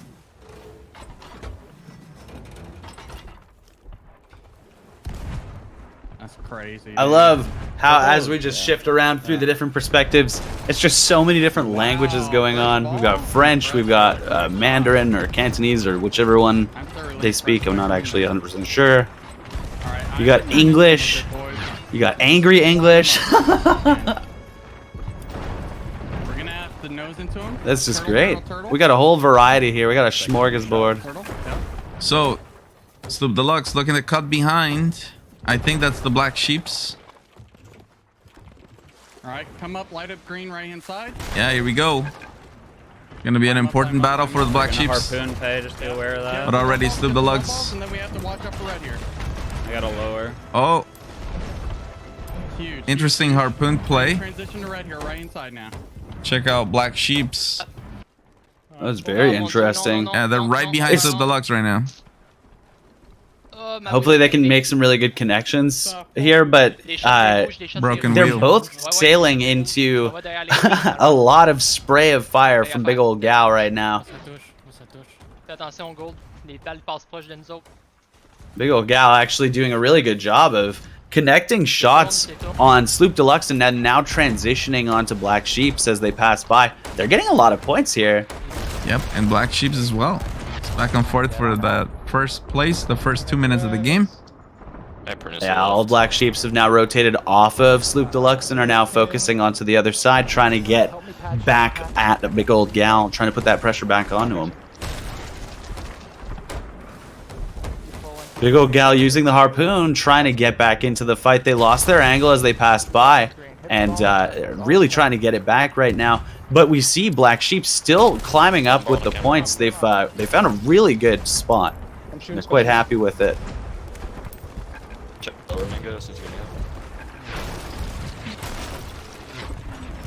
Black Sheep's doing shots over to the Furious Flamingos. Oh, that's the Big Old Gal. Let's go, on continue. Ah ouais, les headshots. Ah ouais. Red crew. Faites-leur manger ça. Big Old Gal shooting over at Black Sheeps. Yep. Battling each other, yeah. Oui, oui, oui, c'est bon ça, la blonde. Flamingos are like right behind both of them. Everybody is actually pretty close. All ships are currently headed towards Sloop Deluxe in the middle right now. Yeah. If you look at Sloop Deluxe, yeah, they're getting punished hard. It looks like after that first little encounter where they were being chased, they peeled off to the left and they've just been getting pummeled ever since. Yeah, they're just disengaging right now. They're trying to get out of there. Angle front to catch one, Peps. Angle front to catch one here. Big Old Gal still blasting cannons back and forth with Black Sheeps. Lots of points trading on both sides. Yeah, and it looks like they're isolated. Oh, here we go. Trip going for the cut behind play on the Black Sheeps. For Black Sheeps, this is the moment to demask. They get Sloop Dog knocked off the ship. And now, Big Old Gal with shots on the right side. Will they go for a chain shot? One kill, two maybe. Oh, backmask down.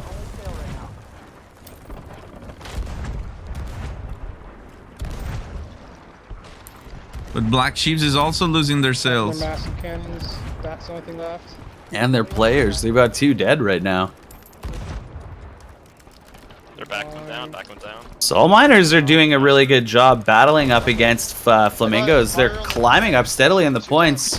Flamingo's actually helping them a little bit with a blunder. And oh my gosh, that player nearly getting shot off, landing nice and comfortably on the back deck. Back up to the wheel, he's repairing it. That was a... Woo! The helm. That's something for the helm peg leg award right there. Just refusing to get knocked off the ship. I will not leave this vessel. That was excellent. Chain shot connects with the front mast. That was literally a blow. Black Sheeps goes down. So big old gal.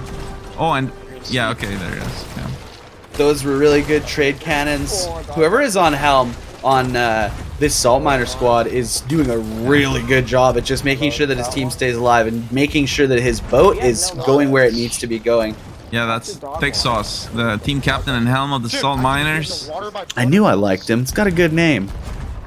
Oh man, and the Flamingos are gonna be ramming the island. They lost control of their vessel. They're not steering it. It looked like they were ramming. They barely made it without ramming. And now with the blunder bomb, they're making sure Salt Miners don't get the angle. 4 cannons firing at the exact same time onto Salt Miners. That was wacky. And they immediately hit the chain shot on the main mast too. Here comes another couple chain shots. Flamingos are saying, what's up, dude? Flamingos are not messing around. These guys are serious. Oh, okay, and then their boat sinks. They were a little bit too preoccupied on cannons, forgot to, bucket. It's okay. Yeah. Well, that was impressive. For the Salt Miners, they have to be careful. If they sail over where the Flamingo just sunk, they might get boarded. 9 minutes left. They have the mast bug on Salt Miners. I don't know if their back mast is gonna work or not. Salt Miners is sitting pretty comfortable where they are. Outside of the range of cannons of others, they're on top. Meanwhile, everyone's a little bit focused on one another. Salt Miners should be chilling for the time being, but we've got big old Gal, the red squad, shooting cannons off of their left-hand side, trying to find anyone right now. They're flying with all sails down in the wind, nonetheless. Yeah, these guys are playing Mario Kart, dude. They're like 200 cc. This is crazy. They're trying as hard as they can to get over there quickly. Yeah, they got a lot of ground to make. 8 minutes left in this game. Salt Miners are getting spanked. Their helmsman just got knocked off. They've had to revert to a second helmsman now, trying to reposition. They actually may find themselves another cannon angle off the right pretty soon here. Really good job by the Salt Miners to keep themselves in the action. I'm curious, I haven't seen much of Sloop Deluxe. What have they been up to this game? Oh, going for a board. Thick Sauce had the choice of going for the Mermaid or boarding Sloop Deluxe, choosing to board instead. Yo, let's go. He's gonna make this too. He's underwater. They won't hear him splash. No one's watching already. Oh, Aim's down. Oh no, he's been seen. Oh wow. Team calls him back. Yeah, coming back. He could have made that. Yeah, he could have. He absolutely could have.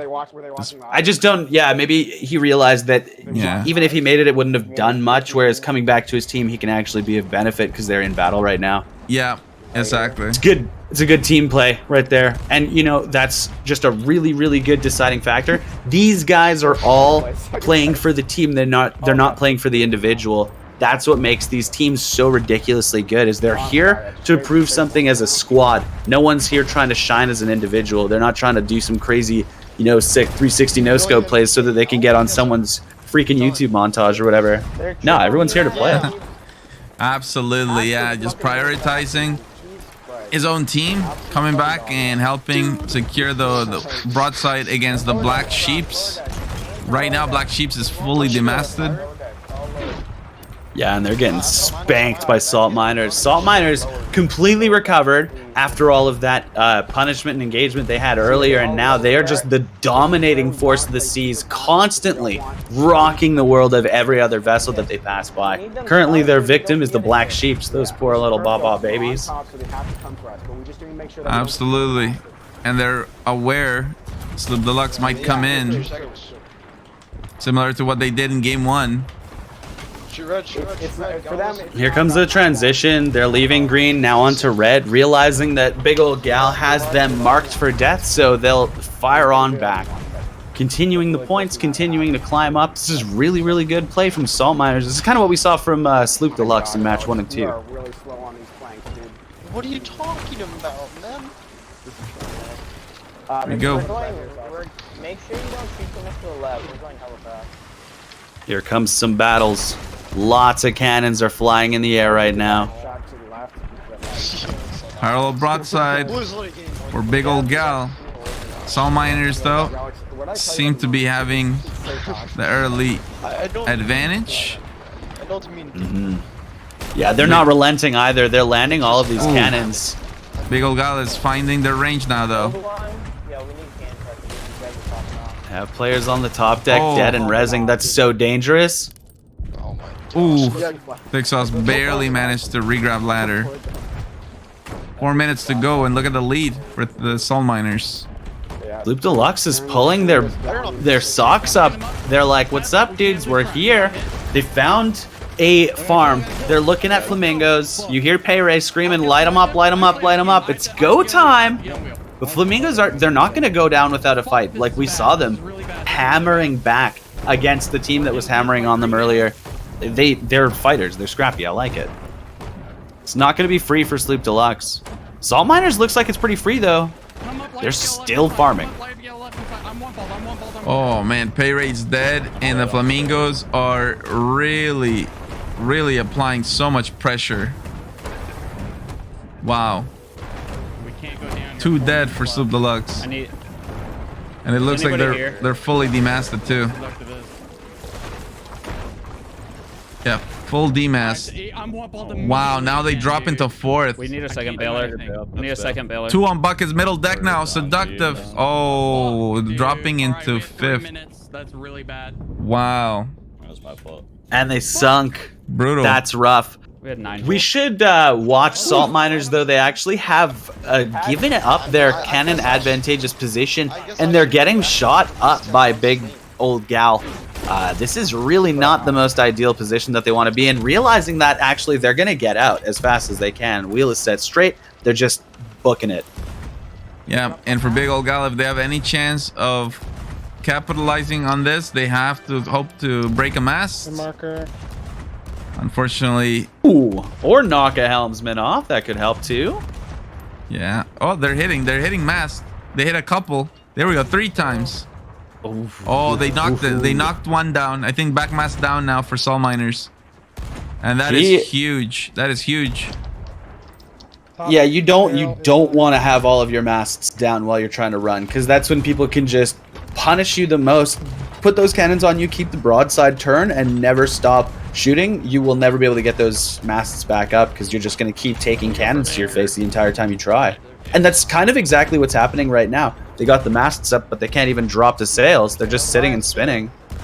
Front sail's the only one that's down currently for Salt Miners, which is room for all of the other teams to climb up as far as points. 2 teams sitting in the 7,000 mark just underneath our Salt Miner squad sitting in first, using the harpoons cleverly to make sure that their vessel does not run aground. But it won't matter if you lose all of your sails. This is bad. The entire rest of the match looks like they've found their marked target, which is in fact the Salt Miners. We see cannons coming from the Black Sheeps, shooting over, trying to find any marks that they possibly can. Top decks are probably your most efficient shots right now. Big old gal doing what they can. Big cannons, big damage. Maybe they'll send a player to disrupt what they can as well. It's doubtful, though, because a player off a cannon is a player that's not shooting cannons. Yeah, and the Flamingos rallying late to secure that 2nd place. We'll see if the Black Sheeps have something to say about it. But actually, wait a minute. Flamingos might even take the lead. Oh my gosh. I don't know that Salt Miners is going to let him. They turned it around. They've turned this fight on its head, and actually now they are the dominating force. They're farming points on the team that was previously farming on them. It's the last couple seconds. Yellow squad currently in 2nd, mixed it up. Can they take the 1st place away from our Salt Miners? They're really trying as hard as they can. But Salt Miners is also continuing the farm. They're not letting up. And they pick up a victory here in Game 7. Oh, a cannonball to the noggin is a way to finish it. He's going to end with a headache. No, what that actually Furious Flamingos in second place, Black Sheeps in third, Big Old Gal in fourth place, and Sloop Deluxe in fifth. Okay, but listen. Whenever I like how Furious Flamingos, they have a tendency to emote right before the game is over. Like, at least one of their players manages to get some kind of emote off. I like that. They're just having fun. They're playing. They're keeping the positivity. Yes, indeed. It's a game at the end of the day, you know? And all of the teams, like, of course, they're here to win. They're here to compete. But you play because you love it, right? You love the game. You love having fun. Yeah, and you'll play better when you're having fun. That is, again, that is the... Reavers is the prime example of this. Reavers, when they're having fun, absolutely incredible team, capable of beating anybody. But Reavers, when they're tilted, it's just not happening. Yeah, the chemistry just falls apart. Yeah, mindset goes a long way in competition. Mindset can make or break whether, you know, the game is decided before you even start playing. If you have a defeatist mentality, if you've decided that you can't win, you won't win. If you've decided that you can win, hell yeah, you can win. Exactly. Now I'm trying to show you guys standings again as we head into the last game of the night.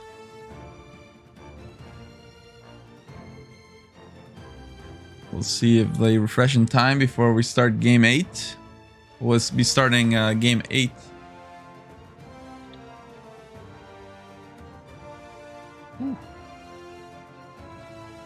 We'll be starting that one on board the Salt Miners.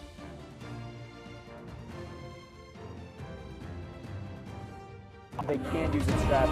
Oh. The strat depends on them having flexibility. You see colors are being set up. So we head right now, into the last game. I can tell, bro. You always do it. Yeah. If I do There you go. Salt Miners is starting to feel the mojo. I'm thinking when I shoot this, feeling it. should land directly in the sea. Dude, yeah, that's what I'm saying. Every time I get an ace, dude, that shit's calculated. I use white equals up in the wagon, dude.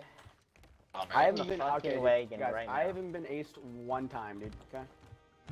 Holy Toledo That's 500 ping, bro. Oh my god. We went to Australia, dude. me and the mates go to Australia today. Me and the boys taking the wagon to Australia. And the conductor's from West, dude. That's some good stuff, yeah. Daddy fix-ons. Oh, dude, no. Yeah, Fortnite, let's... Dude, Victory Royale, bro. Yeah, Fortnite, I'm about to get it down. Get down! Now fix-ons, I'm you groovy, dude. Yeah, get groovy in here, bro. Okay, wait. Sounds like our match is beginning. Are they gonna scuttle? Indeed, our match. We're loading into game 8. Colors are not updated yet. Dealing with some technical difficulties, but trying our best to resolve that as soon as possible. All on anchor? Okay. Yes, my massive brain just told me to. And then everyone angle sails. Yeah, bro, just hop on anchor. I got them both. Starting the game with the Salt Miners. Yeah, get on anchor. Fuck that, dude. After a legendary performance in that last match. Starting out on the blue ship this time. Well, we predict wrong. They were purple last time. I don't know if that's their lucky color, if that's their magic mojo color, or if that's just what they got. They'll work with it. Doesn't matter. We'll find out. We'll see. Colors are just updating now. We'll see for the Salt Miners. That was one of the best case scenarios for them. You know, they pick up a win, and Sloop Deluxe gets the 5th place. So very interesting as we head into this last game. Big Old Gal, probably with the early scuttle. Let's go check out. Good. 2 early scuttlers. We had Furious Flamingos and Big Old Gal doing the early scuttle strat. And I see Salt Miners are peeling up towards their next enemy, receiving their chain shot. to the front mast. Early shots coming out from their enemies, but they should be able to trade now. The red squad, they're fighting up against the Furious Flamingos. Great cannons being shot, and a player from Salt Miners actually almost dies.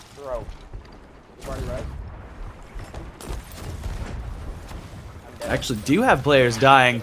Somnus in the bottom left down for the Salt Miners takes cannonballs to the face. They're not winning this battle. They have multiple players dead, and they are down in the bottom with fire.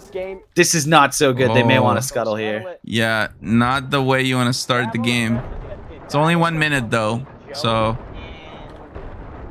we'll see. Furious Flamingos are enjoying the farm, immediately realizing that their farm is gone, and now they're gonna just refocus, find the new way to go, get back into the match.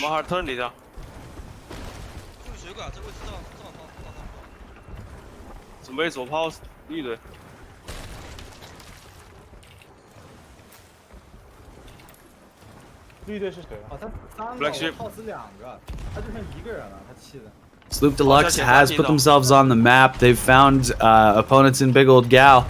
They have shots off the left, trying to get as much farm as they possibly can. Big Old Gal just trying to put themselves into a different spot. They see boats that have scuttled, and they're just going to try and engage on the new fresh vessel on the horizon. Meanwhile, still receiving punishment from behind.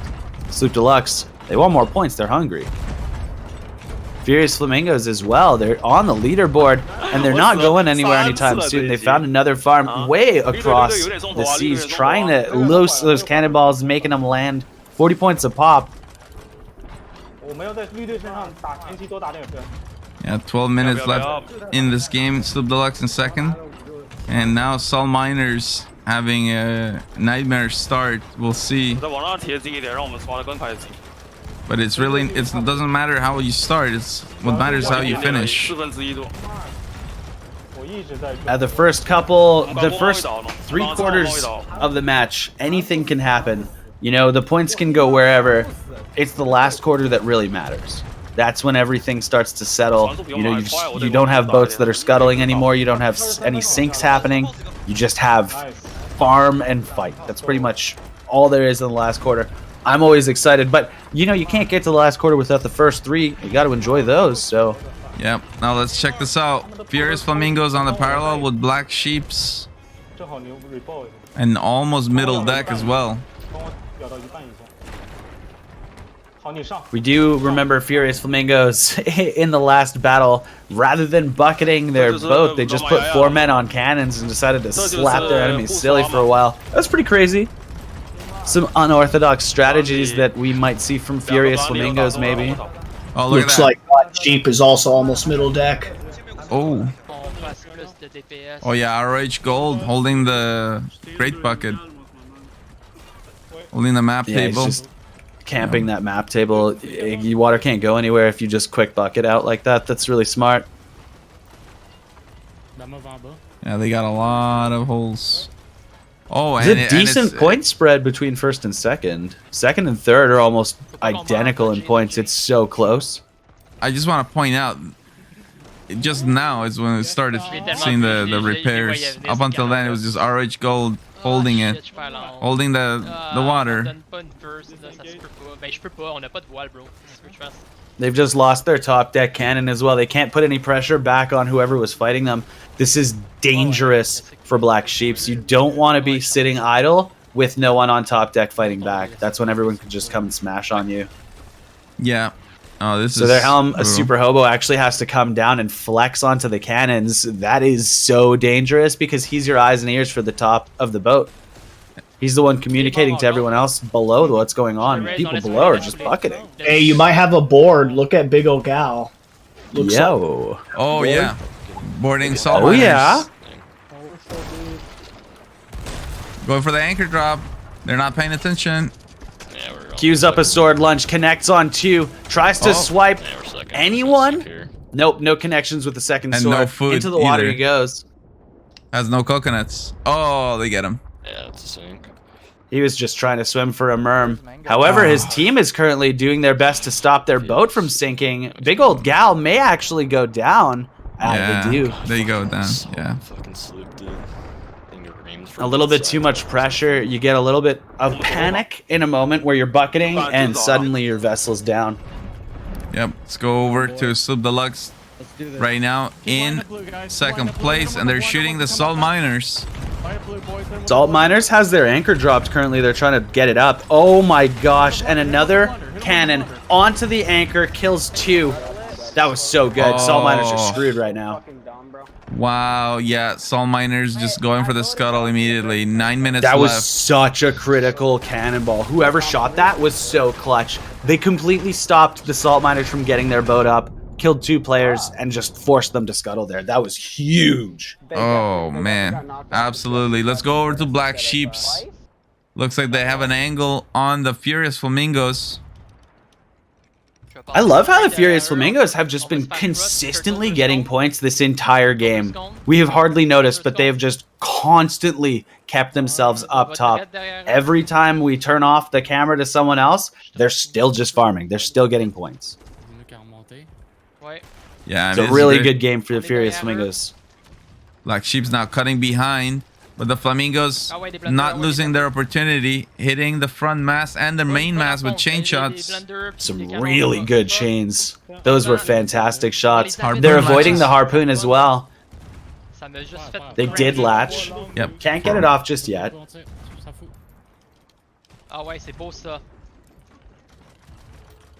Now here comes a trade of shots as they pass from behind. And Stone, the helmsman for Furious Flamingos, realizing that they're passing behind, is now trying to queue up for a broad, trying to get some cannons to exchange. All of the masts for Furious Flamingos have been knocked. They are completely crippled in the water. Now they'll have to fight on as many cannons as they can. They don't want to sink with 4-on cannons, though. They've done that in the past. It was a mistake. Yeah, Black Sheeps really needs a big moment here. They have a ship fully demasted. Unfortunately. Yeah, getting some revives there. This could be huge. Oh man, but they're just the Flamingos are so deadly. They're not letting up this pressure. They're not even close to middle deck on water. Flamingos are sitting pretty. They're in a really good spot, despite the fact that all of their masts are dropped. However, here comes cannon pressure that is doing a really good job at disrupting players. They need to try and shoot some chains to get that back mast down. Yeah, they just tried one. Unfortunately, it misses for them. Flamingos have very consistent aim. Whoever's their top cannoneer, their top player, has got very good shots, consistently hitting players off of cannons. Now popping another shot back into bottom deck. Up on top, hits a player again. Really, really good job. Can't forget Sloop Deluxe. They're still getting points. They're still sneaking their way around this match. Yeah, I mean, this is a team. They just practice so much. One bad game, they shake it right off right now. But there's no way we can stop watching this fight. Like, this is just too crazy. We've got players in the water. We've got 2 boats directly side by side. Red and green are just fragging each other out, lobbing lead as hard as they possibly can at each other. I'm amazed they don't start spitting at each other. They're so close. Oh my god. May as well toss a firebomb. Yeah, this is crazy. This is about as close as you can get. They're working on the revives, just clearing the cannon line. But I wonder when Chen will go for lowers. Black Sheeps have multiple players dead. And yeah, here I do see blunders. Gaston has blunder in hand, but he can't make it up to the cannon to try and get it in. He has to try and load it from the stairs. That was a next level play. A really good play. He stands at the stairs, makes sure he can't get hit by cannons, loads in the blunder, and then grabs it to shoot. That was smart. These are really good shots. If they manage to somehow sink the Furious Flamingos squad, that'll put them pretty close to first. It'll temporarily give it to Sloop Deluxe, but you know, Black Sheeps are still in this match. They've just taken second from Sloop Deluxe. This is really, really good farm for them, and they're not letting it up anytime soon. Yep, and they definitely need a big win here. They fell behind in the first 3 games. Here's a problem. Furious Flamingos have ran into a C post. They can't move. They're stuck. And Sloop Deluxe is creeping in the distance. This is very bad. So Black Sheeps are going to farm like crazy right now until the other team gets themselves unstuck. And Sloop Deluxe is going to start farming any second now. And once they do, they're not going to stop. Yeah, I'm now. And it looks Flamingos has just gone down. So now Black Sheeps is gonna have to deal with Sloop Deluxe not coming in on them immediately. They're already shooting. It's gonna be so hard and they've to also shake got them off. pressure from another boat. I think that's not Big Old Gal. It must be Salt Miners. Oh, They found a target from far, and they're gonna start chipping some shots at them. Yeah, Black Sheeps goes down. It was the Salt Miners coming in also. So that's going to toss up the points a little bit. Sloop Deluxe in third, trying to find 50 points to put them into second place. Actually, that's more than 50, Potter. You're bad at math. We'll see what happens here. You got it? Okay. Huge gap for the Salt Miners to make up. 4 minutes left. Flamingos and Black Sheep still holding first and second, respectively. Flamingos with no shots currently, trying to find some, but they're very, very far. Salt Miners as well, no shots. The only ones they have are far. And they're receiving pressure as well from two sides. Salt Miners, they're not happy with this. We have Sloop Deluxe climbing into the 7,000 points. They're 500 shy of first. Can they pull it out? I mean, if there's any team that can, it's Sloop Deluxe. Currently, that we're watching, if there's any team that can, it's Sloop Deluxe. These guys, they're crazy. They're wild. Yeah, 100%. What do you think, chat? Can they do it? Is Sloop Deluxe going to be able to pull out a first place? Or are Furious Flamingos going to hold on to it for the last 3 minutes of this match? They got 3 minutes to pull it off. Here we go, climax music, full effect. Salt Miners doing a lot of damage to Furious Flamingos. Multiple players on Furious dead on the top deck thanks to the barrage from the Salt Miners. Sloop Deluxe, though, they're encroaching. They're finding a fight. They found a battle. They need to just keep laying into him. They're battling up against our purple squad, the Big Old Gal. Furious looks like they're close to sinking. Oh, that would be very, very good for Sloop Deluxe. Yeah, that put them in the lead for sure. 2 minutes left. They want that. We need to watch Furious Flamingos to make sure that they don't sink. If they sink, it's over. They look like they just got it under control, though. Yeah. They were second deck for a quick second. They brought it back. But it's I not love enough. it. They have to shoot. They have to shoot. Oh, Salt baby! Miners circling them. Yeah, doing really good damage. Trying to keep Stone 7201 off the helm, repairing. But that check was out, awesome. check Just out knocked Sloop, him with a cannonball. Sloop Deluxe though, in the lead now, farming Big Old Gal. Let's go! That's what I'm talking about. It's seductive. Can't even really see what he's shooting. There's a mast in his way. Doesn't care. Still hitting players. Still getting those hit confirms. That's what I'm talking about, baby. Sloop Deluxe slamming the cannonballs into their opponents. Just saying, eat my balls, man. Eat my balls. Here come the specials. Aye. It's all 4 on cannons right now. Full DPS. That is crazy. 4 on cannons. That's what I'm talking about. Payray just set him up, man. Oh, put them they're out of exactly where they cannonballs. need to go. They ran out. They ran out of cannonballs. Oh, that's crazy. Now, will the Flamingos... Oh, man. And they climb back Wow. in... This is the last couple seconds. And there's not enough players on cannons for Flamingos. Nope, they can't. It's not possible. Over 10,000 points for Sloop Deluxe. Another first place That's finish. crazy. Let's go. Oh my goodness, they literally had no cannonballs left. They're just shooting like all their specials at the end just to make sure they left it all out there. Let's go. Freaking Deluxe. Wow. What a squad. Unbelievable. Furious Flamingos in second, Black Sheep's third, Salt Miners in fourth, and Big Old Gal coming in 5th place. Is that game 4? Yes, that was game 4. That was Wait, the real games? that was real game games? 4. So now let's see if I can show you guys the standings. Been having some technical issues, but let's go. Fingers crossed. Hopefully that works. Oh man, not working. Oh, yes it is. Yes it is. It's working. Woo. Okay, here we go. this is the situation. We end Brawl Stage 1 like this. Boom. Reavers holds their #1 position. 30 points. Look at those points. Sloop Deluxe in 2nd place with 29 points. High and Dry in 3rd with 26. Furious Flamingos 4th place with 24 points. And Salt Miners in 5th. Also tied. Oh, so they have a tie for 4th actually. Interesting. So yeah, there you go. Quite a close battle. Those, if this was the end, so if this was next week, those would be the 5 teams who are going into the Pro Division. But remember, the Brawl stage lasts 2 weeks. So we'll be back next Saturday to catch another round of Brawl stage. Each team will play another 4 games. And we'll keep adding to this points, and we'll see which teams end up in the top 5.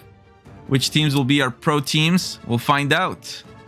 But Reavers, man, what a performance from them. I see them in the chat, and I think we definitely want to hear from them.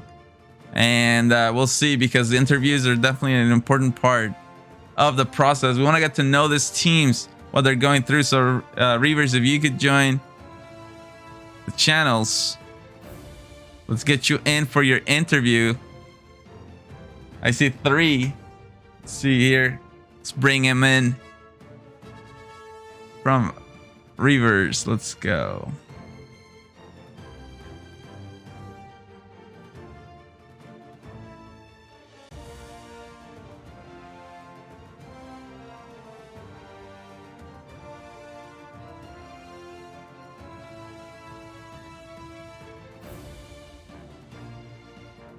Okay, so as we bring him in for their interview, let's play their team video in the background. Hey, Pay Ray with the party at 20. Thank you so much. All right, let's hear from Reavers. We're also going to want to hear from Sloop Deluxe as well. Top 2 teams on the night, but here we go. Let's bring in Reavers.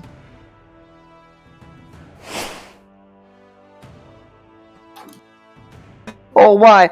Let's go. Hey, welcome, guys. I'm not supposed to be here, so I'm gonna go. Oh, okay. Hunter left. Okay, I don't know. He was shy. Well, guys, wow. I must say, your team today showed up in a big way. I am a huge fan of the Reavers when you guys are feeling happy and motivated. And it's just great to like finally hear you guys with the giggles and the laughs and just scoring points like crazy. How did it feel tonight? Well, I wasn't playing today, but it was great, man. It was incredible, dude. You know, we've been working really hard the past week, 2 weeks, so something like that. Ever since Captain Reverse got on the team, basically. You know, he was the missing link that we needed to fulfill, you know, bring out the best in all of us. And there's way too much talent on our team for us to not be successful. Yeah, 100%. I agree. We've been commenting on that a lot. Captain Reverse, the winner of the most improved player Peg Leg Award last season, as the Helm of Death Omens, coming in now in Reavers. And not only is he a good helm, but he is like the cheerleader of the team. He brings you guys up and gets you guys so motivated, and I love it. Well, it's more because like we know each other so well all the time, and we'll like shit on each other, you know, like so. But we all respect Captain Reverse, and we know he's an amazing helm. So we just, you know, we'll sit down and listen to what he has to say, and you know, follow his orders, and then we just fulfill our roles, and then we're good, you know. Yep. No, absolutely. Reverse, what do you have to say with your new team here with Reavers? What I have to say. I'm happy to be with them. It's my first experience with playing with North Americans. I'm trying to improve my English so hard for help them as much as I can, and I think that's the game we need to play every day, and we need to keep improving as much as we can. Oh, absolutely. I agree. Of course. Well, guys, before we go, I want to give you guys the chance for any shout outs and also let us know. Yeah. I have a question. I have a question too. Yeah. Yeah. So, got an important question. Skooma, lay it on us. So this one goes. Okay, so Dragon, I got to ask you, man. So a lot of the top teams, their members are creating like personal websites, and OnlyFans here and there. When are we getting the Dragon Slayer Lance OnlyFans? Because I saw a lot of people in chat asking for it. Oh yeah, any day now. Any day Okay, now. cool. All right. You're working on it. Okay. he doesn't have the clips yet. He's trying to get the clips, but Yeah. they're also dog shit. So he's still trying to get the clips, I think. All right. Damn, dude.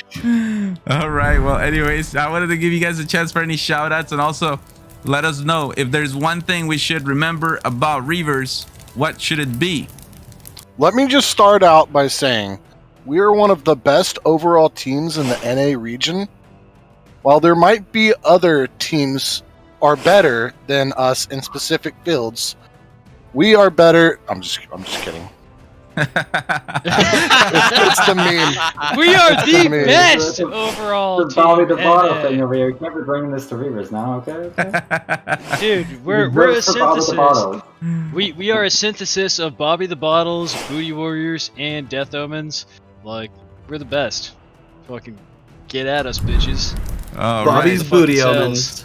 Well, guys, you had a dream start to the season. We'll be following your journey, and best of luck next week as you wrap up the Brawl stage, and hopefully you guys make it into that pro division.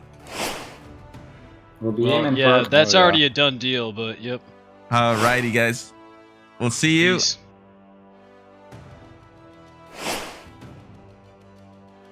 Wow, so they're feeling hot off that win. Now let's go see if we can talk with members of Sloop Deluxe. Here we go. Let's bring them in.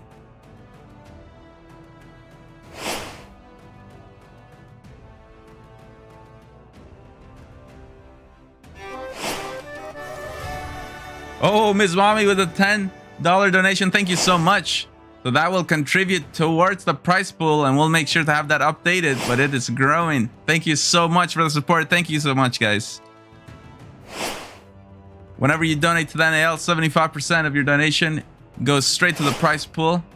So we started off today with $100, and then with that one, we got you. 175. Oh my goodness. Okay, here we go. Math. Here we go. So talking Hold now. down, Cali. Oh, yes, there we go. Kalileen. Let's do this. Talking with Kalileen, Seductive, Birdlaw, Payray, and Peps from Sloop Deluxe. How's it going, guys? What's up? Ahoy. So we saw you guys went through a difficult game 3. 5th place, but wow, your team does not tilt. You came back in game 4 and you got it. You got it done. You ran out of cannonballs too. Doesn't happen that often, does it? Gotta use the chain shots. A lot of long bombs. Oh no, you guys, absolute favorites coming into the season so far, and you start the season in style. You're in 2nd place right now, 1 point behind Reavers. So what did you think about tonight? Did anything surprise you about the teams? Not really. I expected the same teams to perform like they always do. Slightly a little bit tougher bracket for this week, and then next week is probably going to be the toughest bracket because it's the 5 teams I expected to kind of make it into the Pro League. Either that or Flamingos as well. So it all really depends on how well the teams play. It's going to be a really tough bracket next week. Yep, and now it's going to be really interesting. Every team knows exactly who they're going to be playing against, and the VODs get posted on the website, so you'll have plenty of opportunity to study them. I know you guys are very successful, but I've seen firsthand that you guys train a lot. You guys practice a lot. So there are many people in the Sea of Thieves community right now. They're looking at Sloop Deluxe and they want to know, like, hey, if we want to get like that, you know, if we want to get that good, what do we need to do? So, like, do you have any advice for new teams? What should they focus on? Build a bond with the guys around you. You know, every single person on the team is important. Every person's a piece, and it takes all 10 of us to really focus down and be where we are right now. But just build a bond with your team. You know, we love each other. These are the boys. I love them all, and hopefully we can see success. You know, we're just gonna keep grinding, do what we do best. Yeah, no one said it was gonna be easy to be a champion in the NAL. The road is long, but finally we're underway. It was a long wait till the start of the season, but here we are. It is such a pleasure for us to host the team as good as Slip Deluxe, but let's go with the Skooma Lord beating question. Let's go. Sorry, I just want to get in there. Really important question. So one thing I really enjoy from watching your guys' streams, exactly what Rage said. You guys don't tilt like at all. Like even when like things aren't going well, you guys are very calm and collected, and I feel like that's really huge when it comes to a team success. I also really like about the team bonding thing. I find like that's really important. So my question as far as team bonding, would you guys like, two questions actually. First of all, would you guys have a sleepover, pajamas or no pajamas? And then would you have a pillow fight? We had a sleepover. As long as it's not rolling in mud, a sleepover might be all right. Okay. But okay. I don't know about rolling in mud together. Like, yeah, I mean that takes a lot of bonding. You really got to like get connected to go to that level. I mean, you know, so I feel it, man. The sleepover and the pillow fight, I feel like is a good start. Yeah. So. Oh, that's the Skooma question. And don't forget to hydrate with G Fuel. But I'm done. I'll behave. Sorry. 10 out of 10, dude. No, I love it, dude. I'm literally holding back my laugh because why would you be laughing? I ask the hard hitting questions. I ask like these are the questions that are important. You know. Yeah. This is Skooma on the ground asking the real questions. That's teamwork right there. Anyways. Yep. Thank you guys so much. Slip Deluxe coming in hot, start of the season. We wish you guys all the best in the future. We'll be back next week. Hopefully you guys make it into that pro division. Congratulations on this week's performance.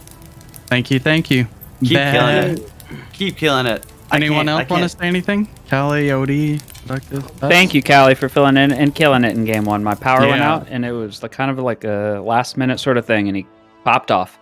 Oh, yeah. It's huge. It's so important to have a full roster. You guys have that, every single player can carry their weight, and yeah, that is huge. Something can happen to anybody, and you guys have people ready to fill the shoes when needed. That's huge. All right, guys. Thank you, and we'll see you back next week then. Sounds good. Thank you, guys. Hopefully we'll be back in the shoutcast. Thank you. Yeah, well, if you make it back next week to the shoutcast, I'll have the freestyle ready for you. I'll have it set up. This week was kind of hectic because it was it's a mad race to get to this point to get everything prepared. But next week, I guess that could be your encouragement. There is that the freestyle coming in. Thank you. Thanks, guys. Thank you, staff, as always, for everything that y'all do. Really appreciate it. Thank you for the lobby hosts. Thank you, refs. Thank you, casters. Thank you, everyone. Thank you, guys. All right.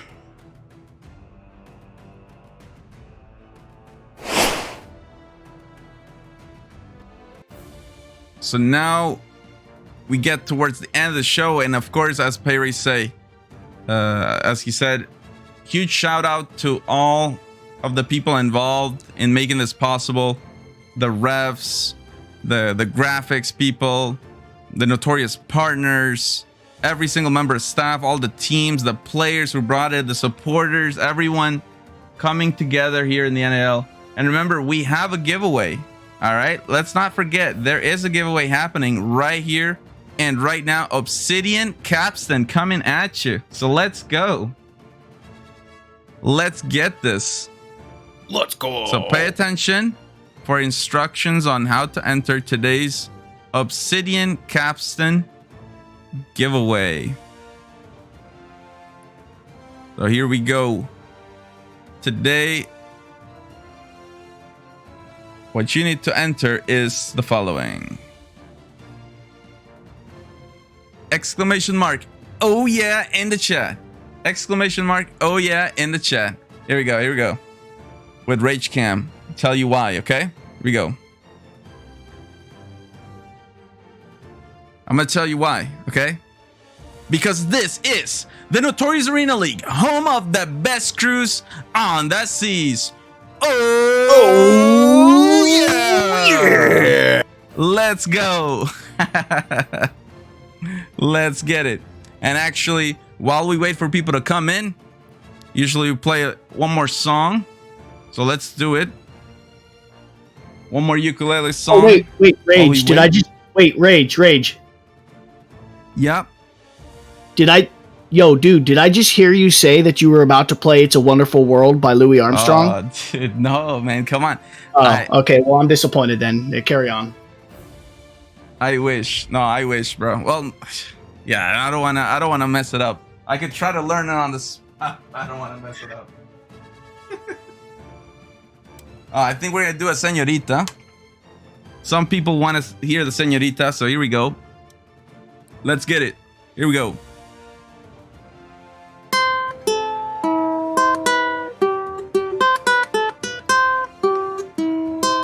Oh, I forgot to turn off the other music.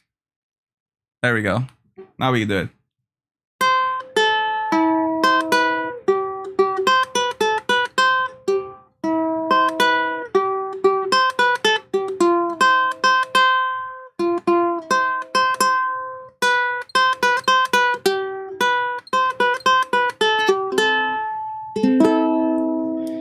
I love it when you call me señorita. I wish I could pretend I didn't need ya, but every touch is ooh la la la. It's true la la la. Ooh, I should be running. No, you keep me coming for you. Land in Miami. The air was hot from summer rain, so dripping of me. Before I even knew her name, la la la. It felt like ooh la la la, yeah. No. Sapphire moonlight, we danced for hours in the sun to kill a sunrise. Her body fit right in my arms, la la la. Felt like ooh la la la, yeah. I love it when you call me señorita. I wish I could pretend I didn't need ya, but every touch is ooh la la la. It's true la la la. Ooh, I should be running. Oh, you know I love it when you call me señorita. I wish it wasn't so damn hard to leave ya, but every touch is ooh la la la. It's true la la la. Ooh, I should be running. Oh, you keep me coming. I'm locked in that hotel. There's just some things that never change. You say we're just friends, but friends don't know the way you taste. La la la. Cause you know it's been a long time coming to let me fall. Oh, oh, how your lips undress me, hooked on your tongue. Oh, love, your kiss is deadly, don't stop. I love it when you call me señorita. I wish I could pretend I didn't need ya, but every touch is ooh la la la. It's true la la la. Ooh, I should be running. Oh, you know I love it when you call me señorita. I wish it wasn't so damn hard to leave ya, but every touch is ooh la la la. It's true la la la. Ooh, I should be running. Oh, you keep me coming for ya. Woo! Let's go. Let's go. Let's go, guys. With the señorita, here we go. Now, going back to the giveaway. I hope luck is on your side because we're rolling this Obsidian capstan in 3, 2, 1, and roll it. Watch out, I saw Norway passenger. Let's go, let's go, let's go. Who will it be? Have you seen your name yet? So many people. Who will be today's Obsidian capstan winner? It's slowing down, slowing down. Oh,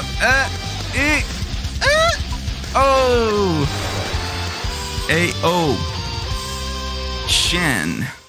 Not sure how to pronounce that one. A.O. Shan. That is the hardest part, but now you gotta interact in the chat once again to secure your prize. Hey.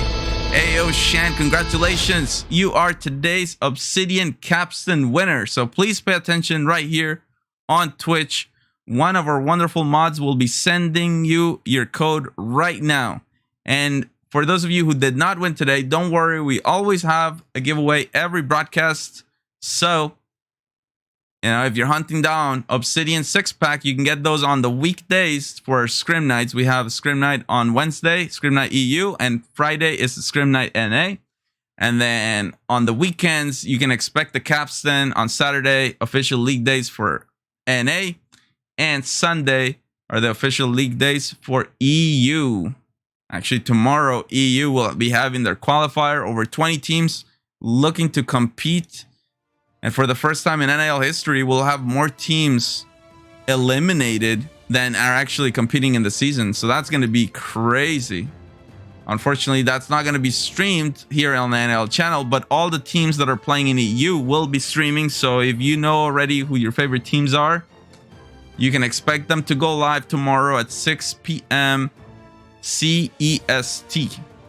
So that's Central European Summer Time. And I also wanted to show you guys the ultimate prize that awaits the winner of the Notorious Arena League. Today was the start of the season, but it all is building up to the grand finale where the top crew on the seas will get to sail away with the Notorious Arena League sales. If you haven't seen them, let's check them out together. Here we go.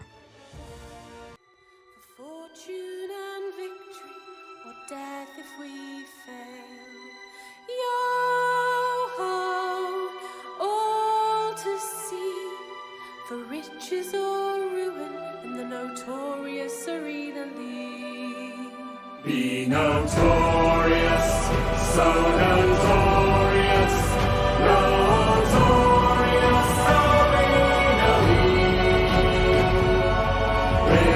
Will you drink from the winners in the Notorious Arena League? When you become notorious, this sales will ensure that your victories are recognized. So watch out. Who will it be? We're gonna find out together. I also want to take a moment to thank Reg Katko from the Match Piratos and Frontline for the subs. Really appreciate it. Again, Ms. Mommy with a $10 donation contributing to the grand cash prize as well. So not only is the sales for the winner, but also a grand cash prize. And so it's always an interesting thing to wonder about. We remember season 3 with the battle for that first place. It was $1,500 cash. Winner takes all. Will we break that record this season? I guess we're going to find out.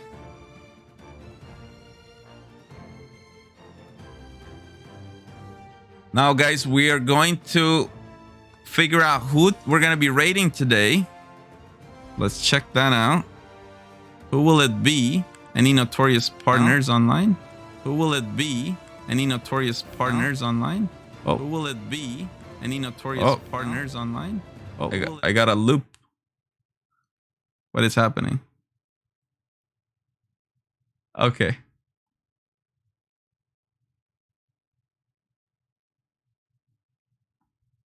Why do I...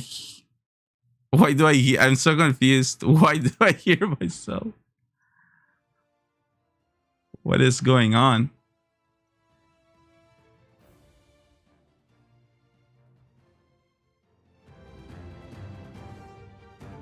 I heard some weird loop there. I'm like, what?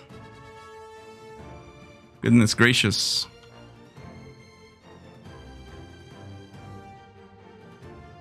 So it looks like there are no Notorious partners online. So now we are going to instead, I see we got a player. Let's go check out one of the players from Cursed Sales who won the Peg Leg Award for Best Support. Molten Sands. We'll be rating Molten Sands today.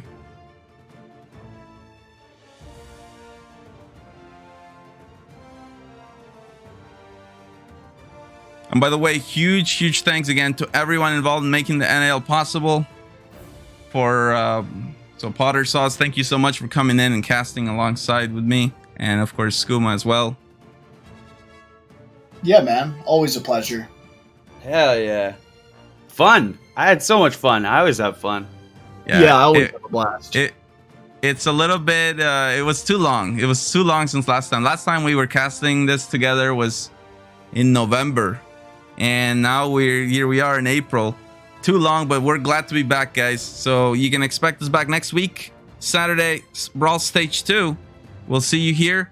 And now, please take a moment, stay for the raid. And also, if you haven't heard an exclusive song that plays only during the end credits, this is known as the Notorious Shanty by Freya Catherine. So it is different than the NAL theme song. If you haven't heard it, please stick around. You'll enjoy it. And then we'll go in and raid Molten Sands. Thank you guys so much for your love and your support. We'll see you guys next time. Bye-bye.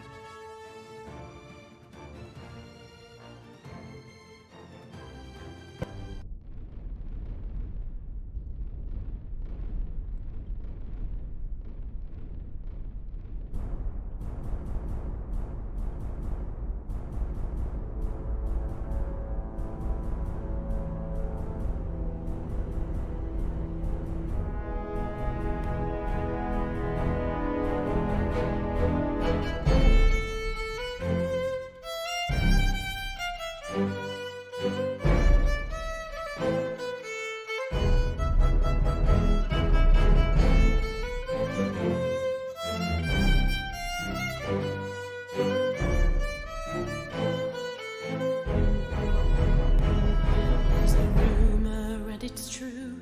There's a league of fearless pirates. They fight upon the seas, and notorious they shall be. They sail for gleaming gold, and for glory, and for fame. Any foe who meets them wouldn't dare to speak their name. Yo-ho, here we go, for riches or ruin, a sailing we'll go. Yo-ho, into the fray, we'll best any pirate who gets in our way.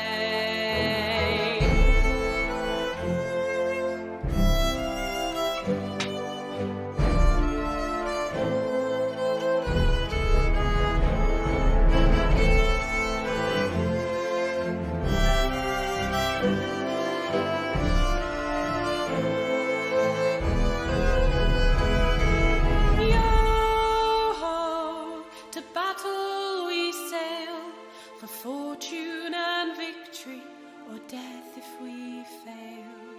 Yo-ho, the battle is won, but mark me, the war here has only begun. So sail, ye ruffians, for fortune and fame, in hopes that the cup of victory will soon bear your name.